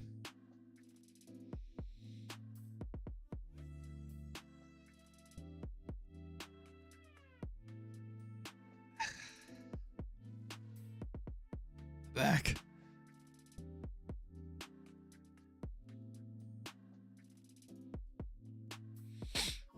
All right, here we go. Back to green flag racing. Let's see if we can restart cleanly.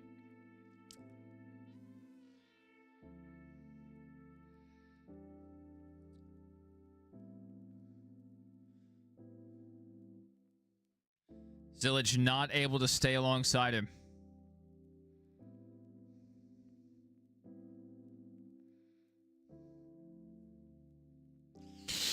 Ow, now my elbow's killing me. What is happening to my body? Just getting these crazy pains today.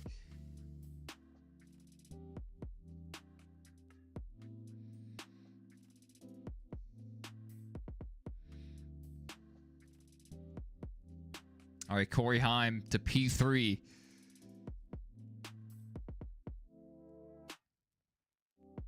All right, Connor was pressuring. Not able to make an attempt on the pass. Oh, we have someone spinning in turn 7. Let's see who it is. Josh Balicki. Good heavens.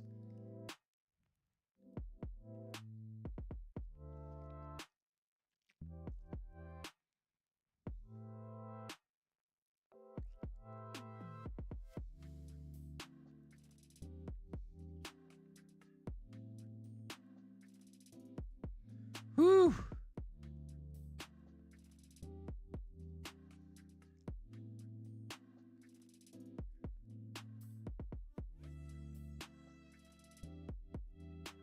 A 3-truck train wreck there. Brent Cruz has pulled almost a second on Zillage. Corey Heim not turning great laps here.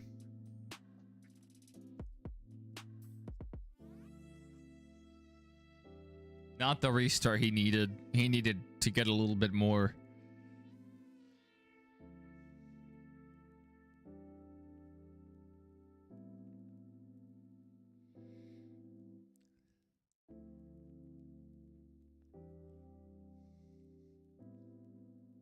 This is a great run for Lane Riggs with the injured truck.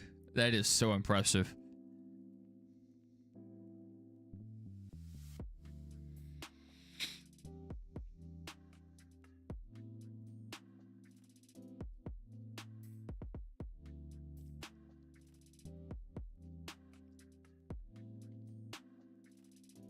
Honeycutt back one position, down from 11th to 12th. Grant Enfinger running 16th. I know 15th, 16th is Rajah Caruth, 17th Tyler Ankrum, and 20th Daniel Hemrick. So let's look at our playoff drivers.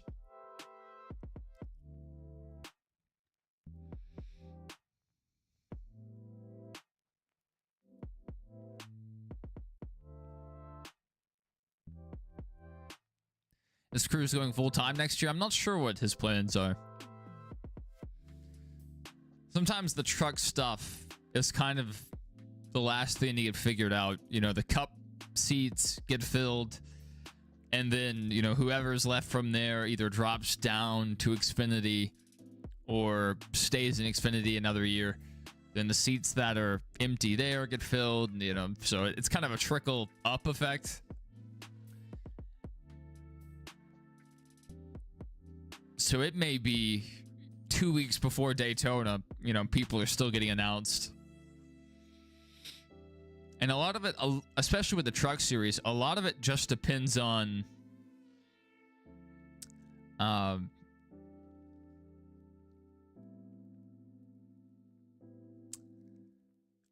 sponsorship money. Lost my train of thought there. I was listening to the call of the race. So, like, they can like a driver, they can back a driver. You know, Brent Cruz is, you know, racing his tail off today, turning great laps. But if the money's not there, you know, not a lot of guys are going to run in charity. Dale Jr. said that, you know, he said, you know, he knows there's guys out there that are deserving of a ride, but if the money's not there, he's not trying to run a charity.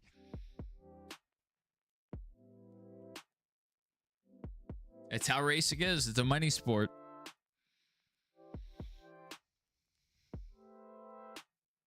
All right, as they run, Connor Zilic trending towards the 2.5 back. Corey, I'm 2 seconds back. And we are under commercial once more.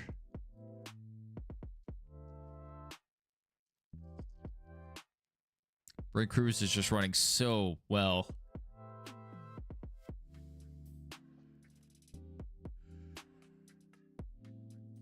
Layden Riggs in 8th with an injured truck. That is insane. Caden Honeycutt currently scored 9th.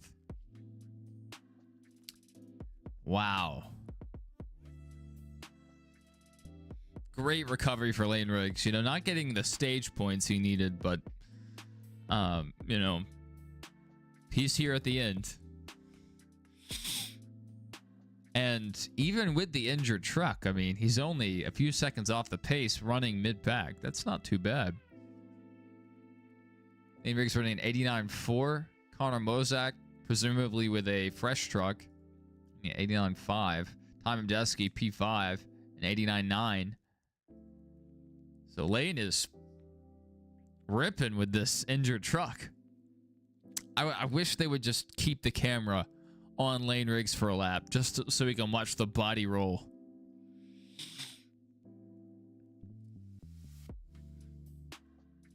Reminds me of how the cars used to perform back when they had higher ride height and they weren't, you know, completely coil bound.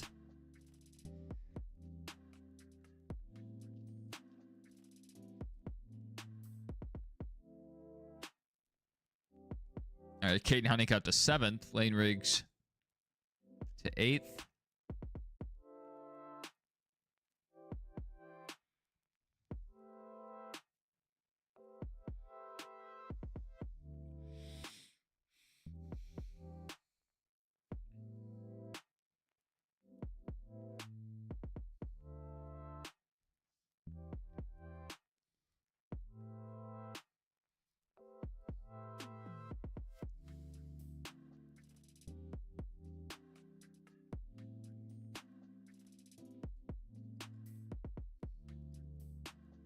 In that Vegas commercial, they make it look like everything's just packed next to each other.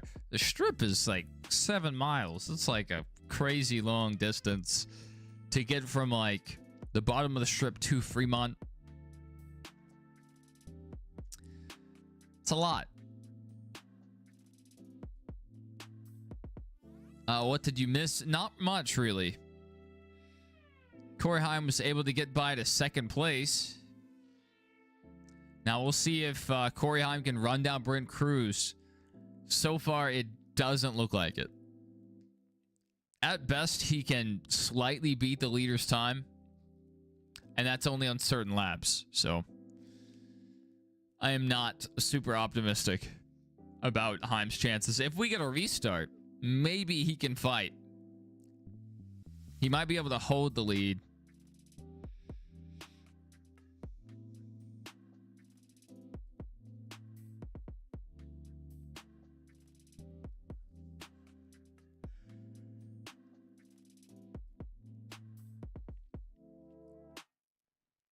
The gap's at 3.1 seconds.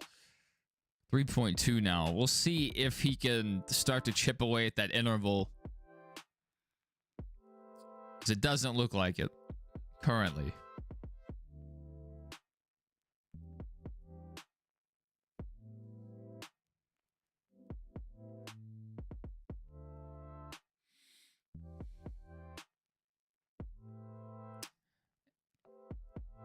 $17 laps to go.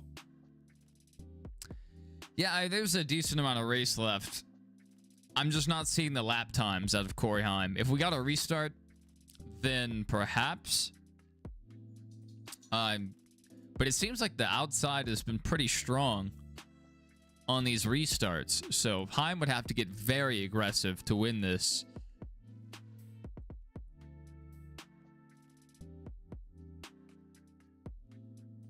And you really don't want to take yourself out, you know, trying to force a win.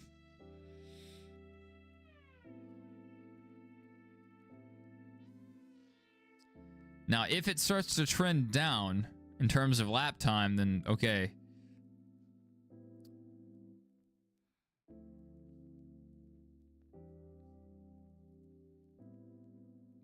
Well, we need to see some lap over lap progress.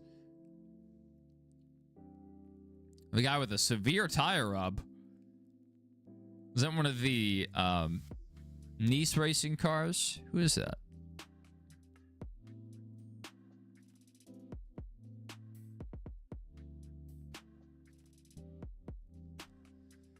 It kind of looks like he's cutting down the gap a little bit. The broadcast has him score 2.5 seconds back, but that's going to yo-yo a little bit as they go in and out of corners.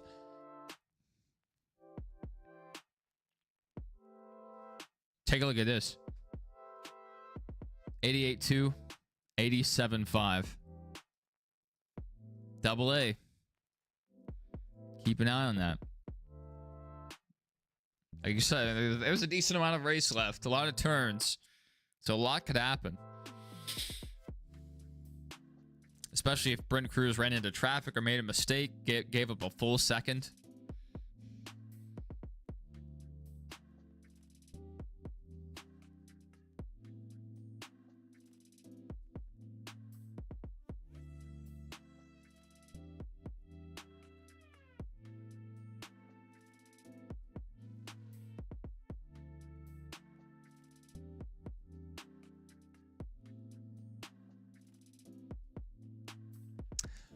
No. Final answer.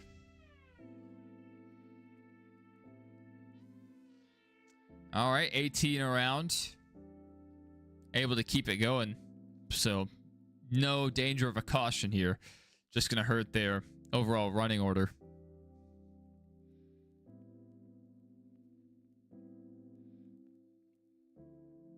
Tyler was scored 14th. We'll see what that does. We're on 2.8, so maybe slowly closing. And it looks like they've, lost a couple tenths. Yeah, I mean, exactly a couple tenths there. And Zillage even ran a faster lap than Heim there. It's just really close. I mean, it's going to take perfect laps from Corey Heim to get up there to Brent Cruz.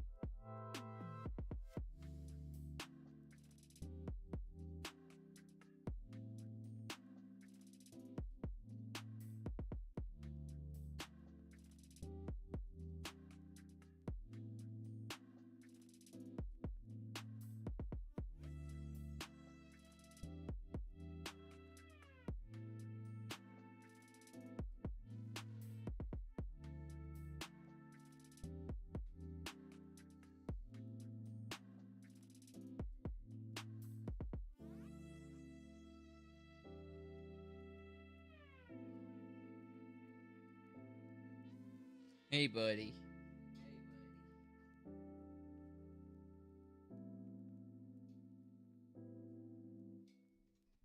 Yeah.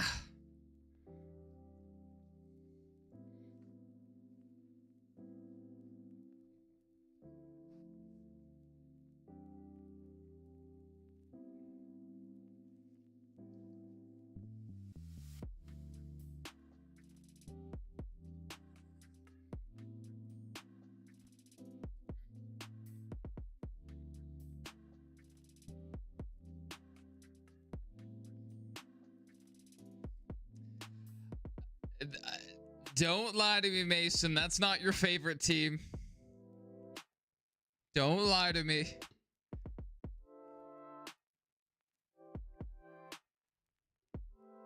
I don't even think Yankees fans, I don't even think that's their favorite team. I don't like the Yankees. Make that very clear. I've toured their stadium. It's very nice. Very historic place, even though, you know, they rebuilt it.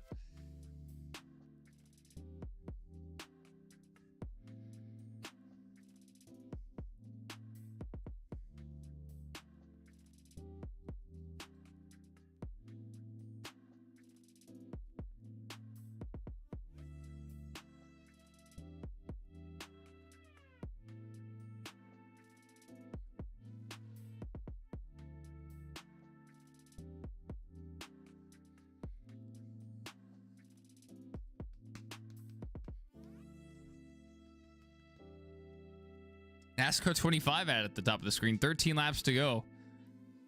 Heim not really closing in here.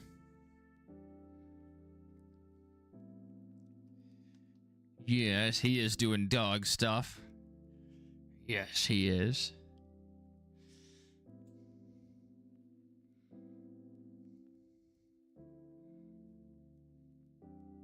I'm excited for tomorrow's Roval race. What am I I'm watching the truck race. That is the whole idea of this stream.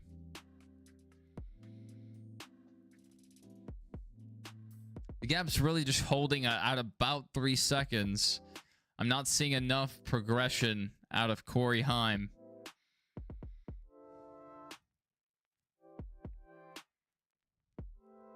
And the two news trucks are running each other pretty tightly.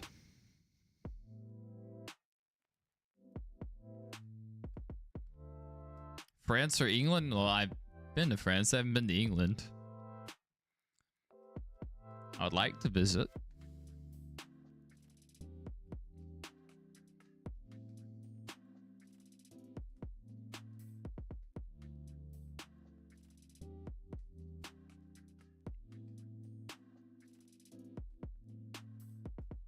The people in France were pretty nice.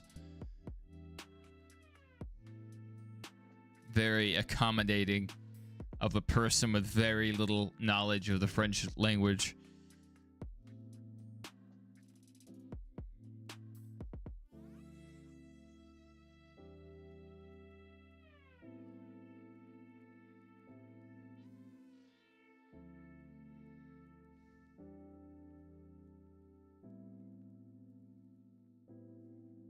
Italy or Portugal?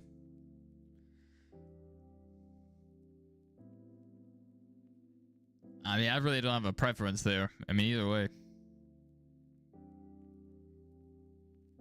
Whoa, okay. 88 and Matt Craftsman around. That didn't even look accidental. That just straight up looked intentional. That was rude. Matt Craftsman around in his last full-time season. I agree, Double A. I agree. Occasionally there's a good battle, but like you might get one good battle a race if you're lucky. I believe this year during the Monaco Grand Prix, there was a single pass under green flag conditions, and I think it was on the first lap of the race. Now, granted, that is more of a novelty or a gimmick track now. They just run it for historical reasons. Kind of too narrow for passing. Especially with how big the cars are nowadays.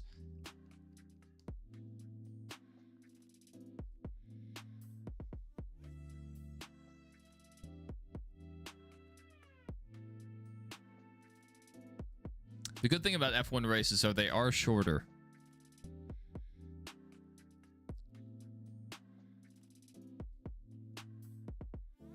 So you don't have to suffer through the freight train for 3-4 hours.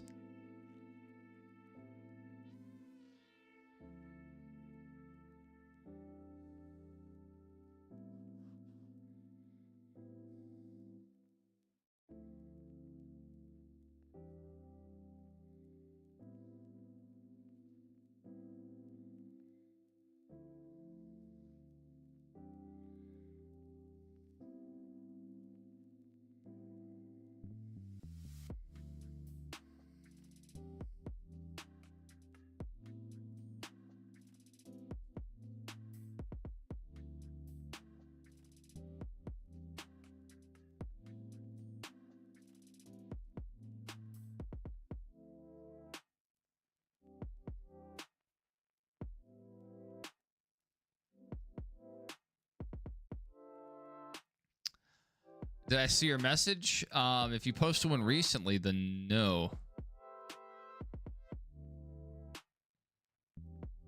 Welcome back, a dog that likes Kyle Busch. Yeah, they're usually pretty short, AA. Same with Formula E. They're pretty short because they have to be.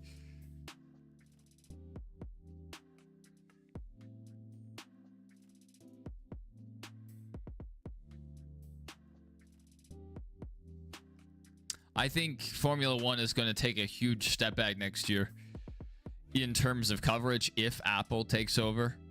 I don't think a lot of the casual fans will buy Apple TV just to watch F1. MLS was getting pretty popular here in the United States, and then when their broadcast rights switched over to Apple TV Plus, the interest in the sport fell off. It'll still be there, don't get me wrong. I just don't think they're going to see the same ratings.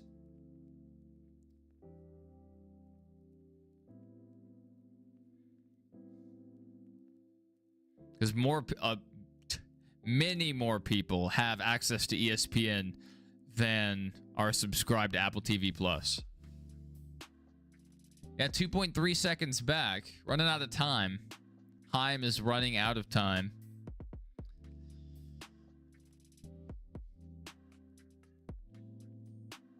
.88 flat. That was a really good lap. Especially compared to everyone around him. I mean, that was a really good lap. Can Corey Heim mount a late race comeback? What even is on Apple TV? The only show that I care about on Apple TV, literally the only reason that I've ever watched it, is to watch For All Mankind. And then another popular show they have is Ted Lasso, and they also have, it's called Masters of the Air, maybe.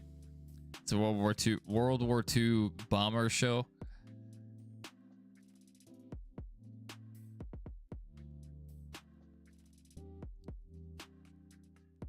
So they have a few shows, but I mean, I would like, if you're gonna get Apple TV Plus, you know, just to watch their TV content or their shows, you can watch everything you need to see in a month, you know, and get rid of it immediately after. So unless you're a fan of MLS, or if F1 gets if Apple gets the rights to F1, unless you're a fan of that, then there's no point in getting Apple TV Plus, really. A dog likes Kowish says, in a few weeks, you're getting Raisin Canes for dinner. That's kind of crazy to know what you're eating weeks from now. I don't even know what I'm eating tonight. Actually, I do. Leftovers. I didn't eat my dinner last night.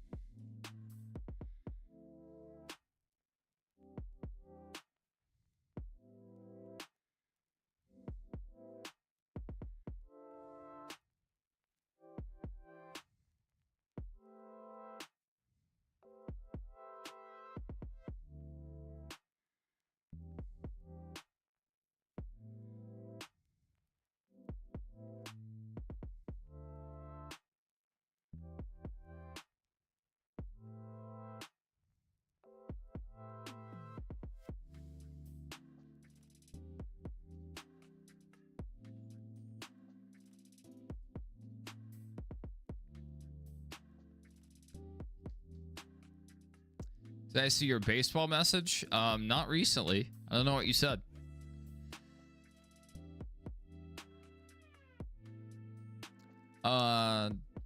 Yeah, not seeing anything else.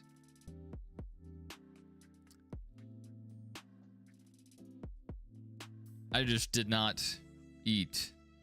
Is why that happened.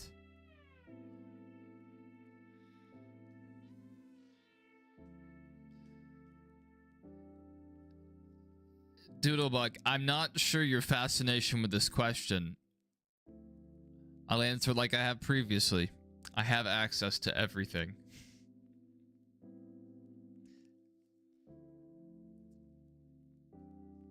I think, like, there's like probably at least 100 different streaming services. But I have the main ones. I truly have the main ones, but no, I have access to all of it.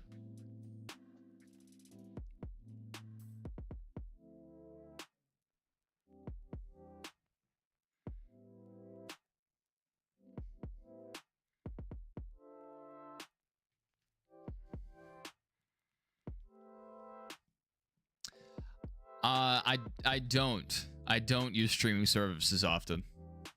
I did not see your baseball question, Mason. I think it's getting filtered out. I usually use my Fire Stick to pull up content, and that's not through a streaming service.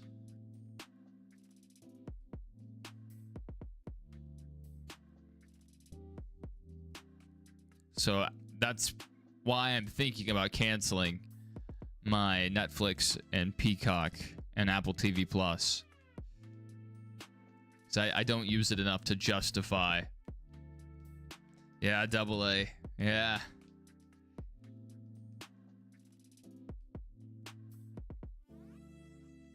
Through my Fire Stick, I have that, and I have an international cable package.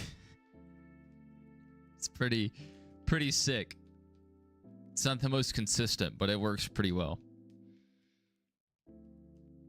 I've been able to watch the premiere of Peacemaker on a Canadian television station.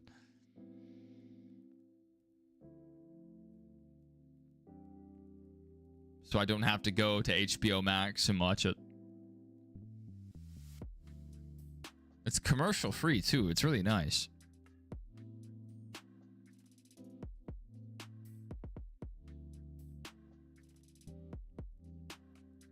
Yeah, Prime I would keep just because I do order things from Amazon and I do use Amazon Music. There's a wiki page with a list of streaming services by most subscriptions. Interesting. Interesting. Dog Likes Cover says he hates commercials. Yeah. That's a great thing about the international broadcast is if I was to watch the international broadcast for NASCAR, usually it's commercial free. It's like Canada's MVP guy in our community has told us that Brazil's the same way. There's no ads.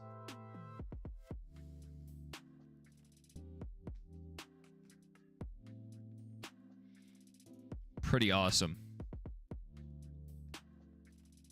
But sadly, the broadcast is a bit delayed, so I just watched the normal broadcast.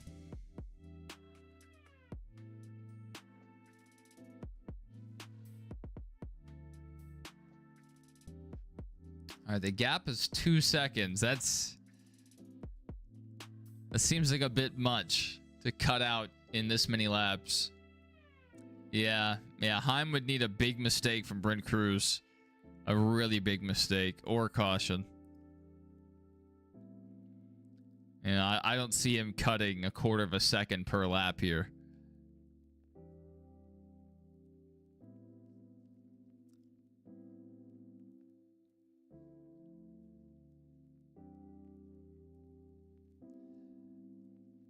I have access to all the content, if you can think of it, all the content, even content that's not on streaming services. Yeah. I mean, well, that's the thing. I think Cruz would probably restart on the outside, Heim on the inside, and more than likely. Whoa.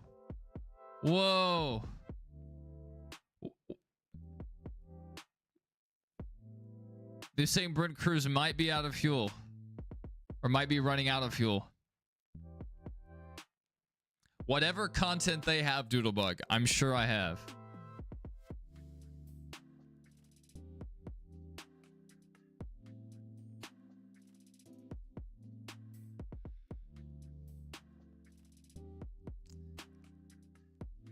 I hear that, Michael. So, Brent Cruz will probably be in fuel saving mode here. So Heim needs to go on the attack. Yes, I am familiar with AMC Plus. AMC has a lot of good TV shows, or at least they did. You know, they had Breaking Bad, they had Mad Men, which I'm currently watching right now. I've already seen it, but I'm showing it to my wife. And, you know, The Walking Dead, all the Walking Dead shows. Good stuff. For years, they were just putting out bangers. AMC was popping off almost like HBO, a low-budget HBO. Yeah, caution. Tony Breidinger out of gas. That would be pretty wild. I didn't even see why we're under caution. I was talking about AMC Plus. Michael Turner says green, white, checkered attempt number 1 coming. Go for it, Corey. So it wouldn't be the right thing to do. But if he could stay at least on the quarter panel into turn 1, run him wide. Run Brent Cruz all the way to the wall. Possibly into the wall. Depends on how dirty you want to get. That's his one shot at winning this one. Or he could try to get behind him going into one and maybe a little bump and run. Yeah, Breidinger out of gas. How about that? That may help Brent Cruz, though, get to the finish. Now, like, if Corey wins here, he locks himself into the final round. He locks himself into the championship race, right? But if he takes himself out here, he's going to put himself closer to the cut line.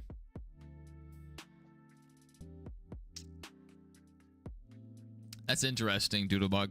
That's interesting. I like watching videos on like old TV networks that have shut down and different stuff. Feels like kind of a similar discussion here. I saw that USA is getting spun off into its own company. You know, the network that NASCAR's on. For many of the weeks throughout the season. And NBC Sports Network is coming back. NBCSN. So that's wild. You know, they got rid of it and moved NASCAR to USA. And now USA is getting spun off to a different company. And NBCSN's coming back. Like, that's crazy stuff. A Dog Likes Cowboy says your day is ruined because she ran out of gas.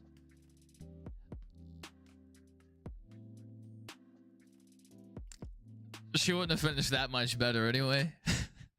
She was having like a midday, not bad. I think she was running what, around 20th, maybe a little worse. I think the last time I checked, she was 23rd. Double A says maybe Fox can be sent into the sun. We can hope. We can hope and pray. Whoever negotiated this last TV deal is an idiot. They weren't forward thinking. There needs to be a streaming element to it every week. Even if it's not the main broadcast, have a stream available with an alternate broadcast at least. And on top of that, NASCAR needs to put their foot down, even if it requires less money or whatever. Put the sport on broadcast television every week. Because putting the NASCAR races on Fox Sports 1 and USA, it's killing the viewership. Absolutely killing the viewership. If you can't tune into the race for free with an antenna, the race shouldn't be there. And if you're going to put it on a streaming service, have it on one that's, more affordable than a cable package. Cable's just too expensive nowadays.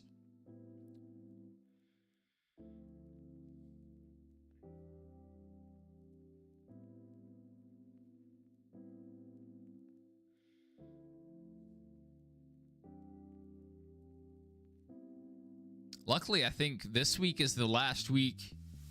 The Cup race will be on USA. I think next week, Martinsville and Phoenix, it's going to be on NBC. That's good. Yeah, I mean, it depends on what cable package you get, but yeah, it's very expensive. Even the cheapest one is like way too expensive.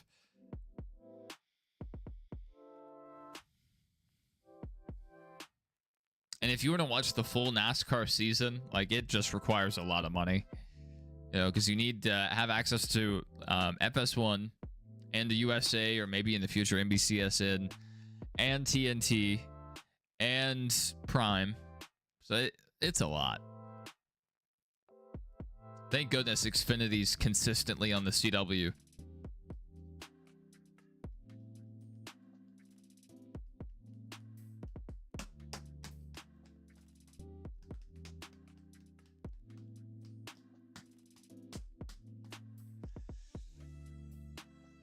Name a cool TV channel logo. Man, I would have to go back and look at some of the really old logos, like around the early 2000s, because there were some good ones. I think the old ESPN logo was cool, or ESPN2. Turner had some good ones.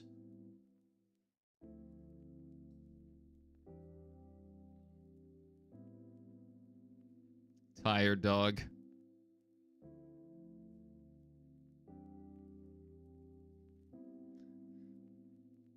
Wake up! Wake up!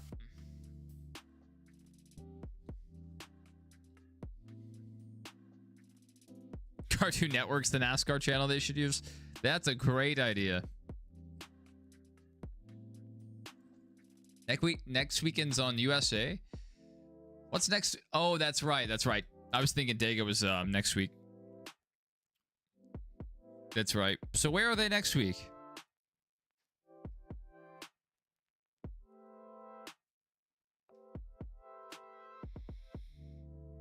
I don't remember where they are next week. Vegas, yeah. I was thinking maybe it was.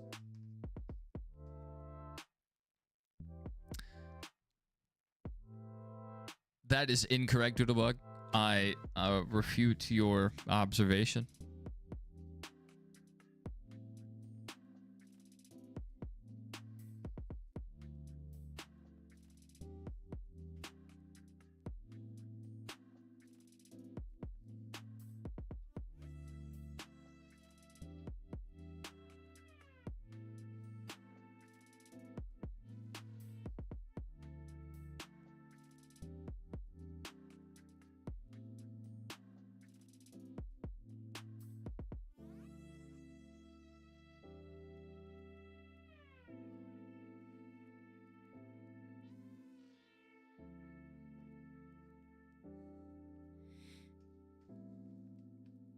Yeah, that sounds exactly right, Double A. The weeks are winding down.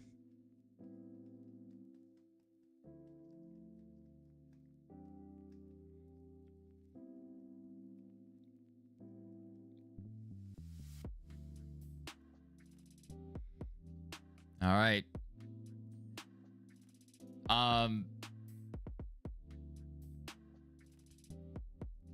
So this is pretty wild. Corey Heim is probably about to steal another race. Are they going back to Bowman Gray? I think they are. For the Clash.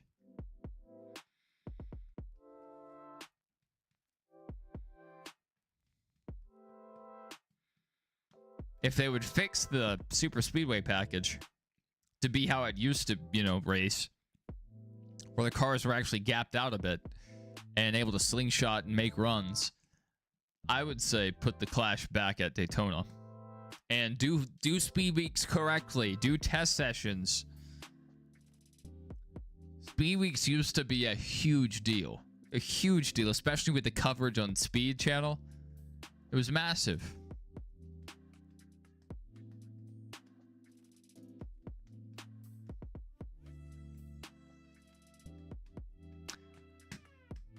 I understand you, Double A.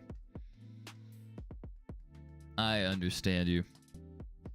The older you get, the more things you have on your mind, so you're not able to focus, your whole, attention span on things like sports. Random question: what's the best NASCAR National Series right now? Xfinity. In terms of talent, it's Cup, obviously, but the racing and the car, Xfinity is my favorite. I understand, Double A. I understand. People, talk about old NASCAR events, like, oh, this race that happened back in 2005. It's like, I don't know what year it was. I've been alive and I've been watching NASCAR the whole time. I remember that event happening. I can't tell you what year it was. It all blends into one massive season right now. That's how my memory is. And it's just getting worse.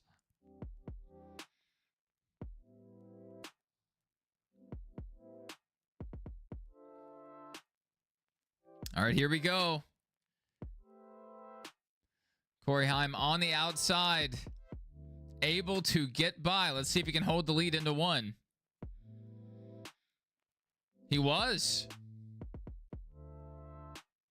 Are we really about to see another? We're about to see another Corey Heim win. Just out of nowhere. Tony Breidinger possibly gifting Corey Heim a win. Brent Cruz, if he was able to make it to the end on fuel, he would have been our winner.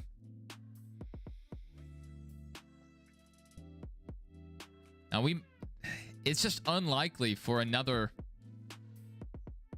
It's unlikely for another caution to come out. It just takes so much to get a caution here on the road courses. Rajah Caruth the second. That's huge. Yeah, Brent Cruz should be angry. He should. This was his race. He was the best truck all day long. Ran pretty much a perfect event.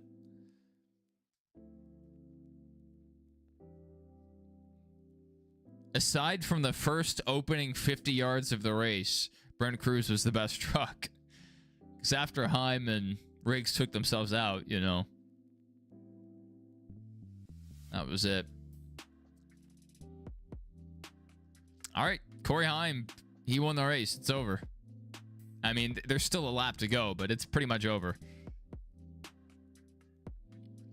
A Doglegs Cowboy says he's not going to sleep till Tony Breidinger does not suck.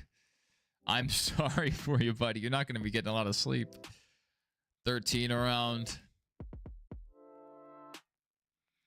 Yeah, this has been Corey Heim's season. He's either been the best truck for like half of his wins, or he's been lucky. And he's been insanely lucky this year to be the second running truck when the leader has an issue. This has happened for probably half of his wins. He hasn't been the best truck. But the leader, you know, has issues on pit road, has a wreck, has a mechanical issue, fuel, you know, something. 52 around. Gonna lose a ton of positions here, a ton of points. At least he got the points during stage 1 and 2. Oh, man. Huge loss there for the 52.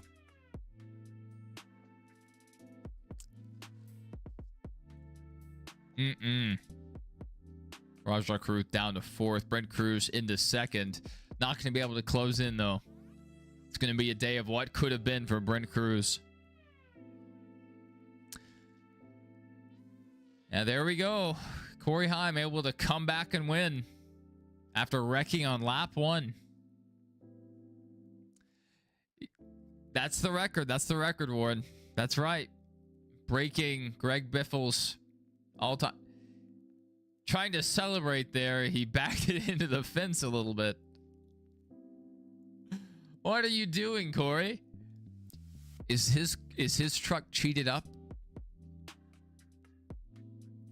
Is that why he spun the truck? Is there something cheated up on the rear end of that truck?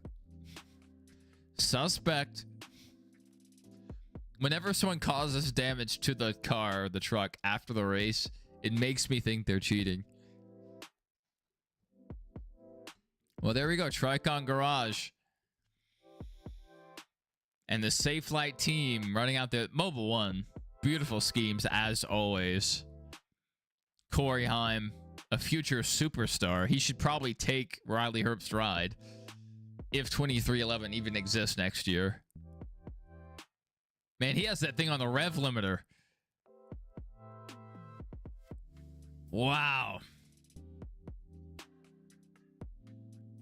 He did not have the best car today. Did not, or at least after the wreck. And he wasn't the fastest guy. That was Brent Cruz, but he was there when it mattered. He apparently had enough fuel to get to the end. And Brent Cruz having to take the runner-up spot. Disappointing. Yeah. Yeah, that's pretty good. Pretty good, Warren. Pretty good inaugural race for the trucks at the Roval. Yeah, if Heim loses, and after winning 12 races now, this is his 12th, right? How many does he have? May not be 12. 10. Okay, yeah, 10. Yeah, the record was 9, right? I don't know where I got 12 from. Yeah, 10th win of the season. Michael Turner says 10th win of the season. He now has the record for most. Yeah, he was tied with, I think, Greg Biffle. So now he's broken the Biff's record. That's it. So yeah, winning 10 wins out of the year. At least 10 now. If he doesn't win the championship, it would be chaos. And it would be another good reason to get rid of the playoffs. Lawrence just said all that for a Heim win. Yeah, it was a lot. Brent Cruz out there pretty much dominating the race. You know, I thought Zilich might have something up there. You think Zilich can break the Xfinity record too? I think you're right. I think you're right. But, you know, coming up, you know, we have the Roval. He'll have a good shot, I think. You know, he's Connor Zilich. He's a road course guy in JRM equipment. So he has a good chance to win tomorrow. But like today's race, it can get a bit crazy. So an accident could take him out. Late caution could take him out. You know, anything could happen. Martinsville is iffy. It's a short track. We see a lot of chaos at Martinsville. And then, you know, Talladega as well is... It's not really like a strongest guy wins type track, you know. It's just whoever's in position. And then Phoenix, you know, maybe you can get another win at Phoenix, but that's kind of an Allgaier track. We'll see how well Zilich can do.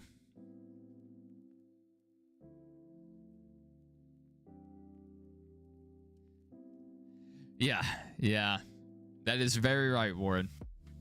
Michael said never give up. That is correct. Double A said, now what's Heim's situation next year? I think you're right, Double A. I think you're right. Somebody's got to pick him up. I mean, come on. That's crazy. Having to double layer the win stickers. He has too many.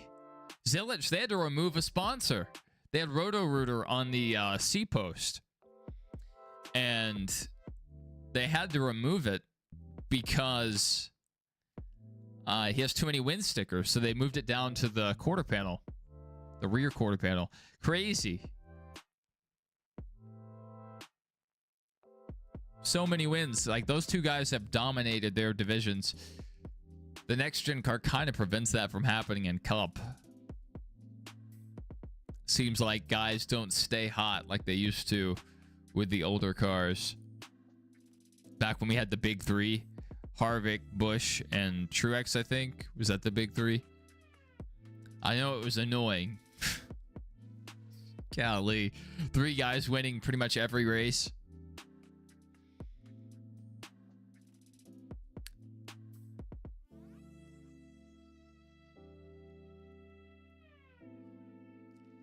All right, ladies and gents. I mean, that's our race. We can look at the leaderboard. One last time. Corey Heim getting our win. I wonder if anyone's posted the points yet. I would like to look at the points. 1, 2, 3. How about that? Rajah 4th. Good points day. Grant Enfinger 7th. Ty Medeski 8th. Tyler Ingram 9th. Danny Hemrick just missing out on the top 10. Caden Honeycutt getting good stage points. Not the finish he needed there. He could have finished a lot higher without that last spin. Yeah, it was, you know, it was a race. You know, it was a race. Wasn't a bad one, but I think, especially if the broadcast wasn't on FS1, it would have been a lot better. And I think that's the same for a lot of these truck races. Is if they were on a different network that actually cared, I think people would be a lot more excited for it. It's just kind of a low energy broadcast, not really, you know, a lot of excitement. They're just kind of, you know, quietly talking about, kind of like, you know, it would be as if I was doing the national broadcast. It would be that level of, like, it just wouldn't be the best, you know? All right, let's check. Let's see. Let's see if the points have been posted yet by anyone. Oh, okay. Corey Heim advanced. Tyler Ankrum, is that 2 above in points? Danny Hemrick 2 points above. Rajah Caruth 1 point above. Lane Riggs 1 point below the cut line. Ty Medeski 2 points below. Grant Enfinger 4 points. Caden Honeycutt also 4 points. That doesn't even look real. So it's a very tight field. This is crazy. NASCAR should just remove Fox and do the do Cup and do the 3 in Cup, NBC, and trucks. Trucks should probably either go to streaming or like the CW as well, because Fox is just not doing a great job in their year-long coverage. Or it also says he easily bet Heim's going to win the championship. We'll see. Phoenix gets crazy sometimes. You know, remember 2023? That was nuts. And this year, the truck championship is on Halloween night. It's on Halloween night. If that doesn't spell trouble, I don't know what does. I don't know if it's going to be a full moon, but that just sounds like it's going to be a crazy race. Yeah, Riggs below the cut line. Yeah, just barely. Just barely, though.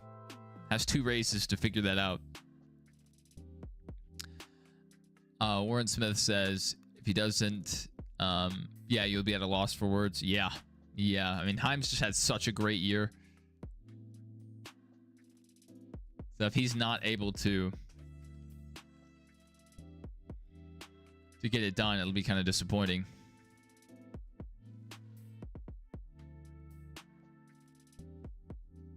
have a picture pulled up of the points so you guys can take a look at it. I mean, very close. Very close. So Corey Heim locked in, and he should be locked in. You know, he's ran that well throughout the year. Daniel Hemrick, 2 points above. Tyler Ankrum, also 2 points above. Rajah Caruth, 1 above. Then Lane Riggs, 1 below. Ty Medeski, 2 below. Grant Figure, 4 below. And Cade Nani got 4 below as well. So that's our top 8. Very close. Very close. So whoever gets caught up in the big one, you know, that's pretty much going to decide how they run in Martinsville. So it could get wild. It could get very wild over the next couple weeks. So it should be interesting. We do have a week off, I believe.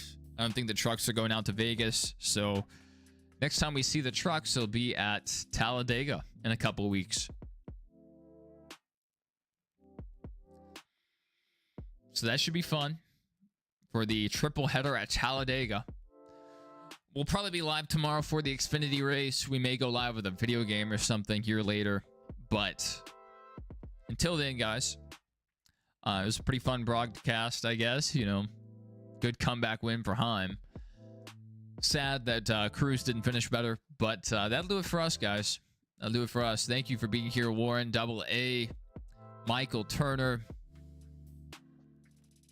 Doodlebug, Jordan, a dog that likes Kyle Busch, Mason, I know you were in here some, Chandler, Ross, Denny Hamlin fan. Good to see all of you guys. Hope to see you guys whenever it is in the next one.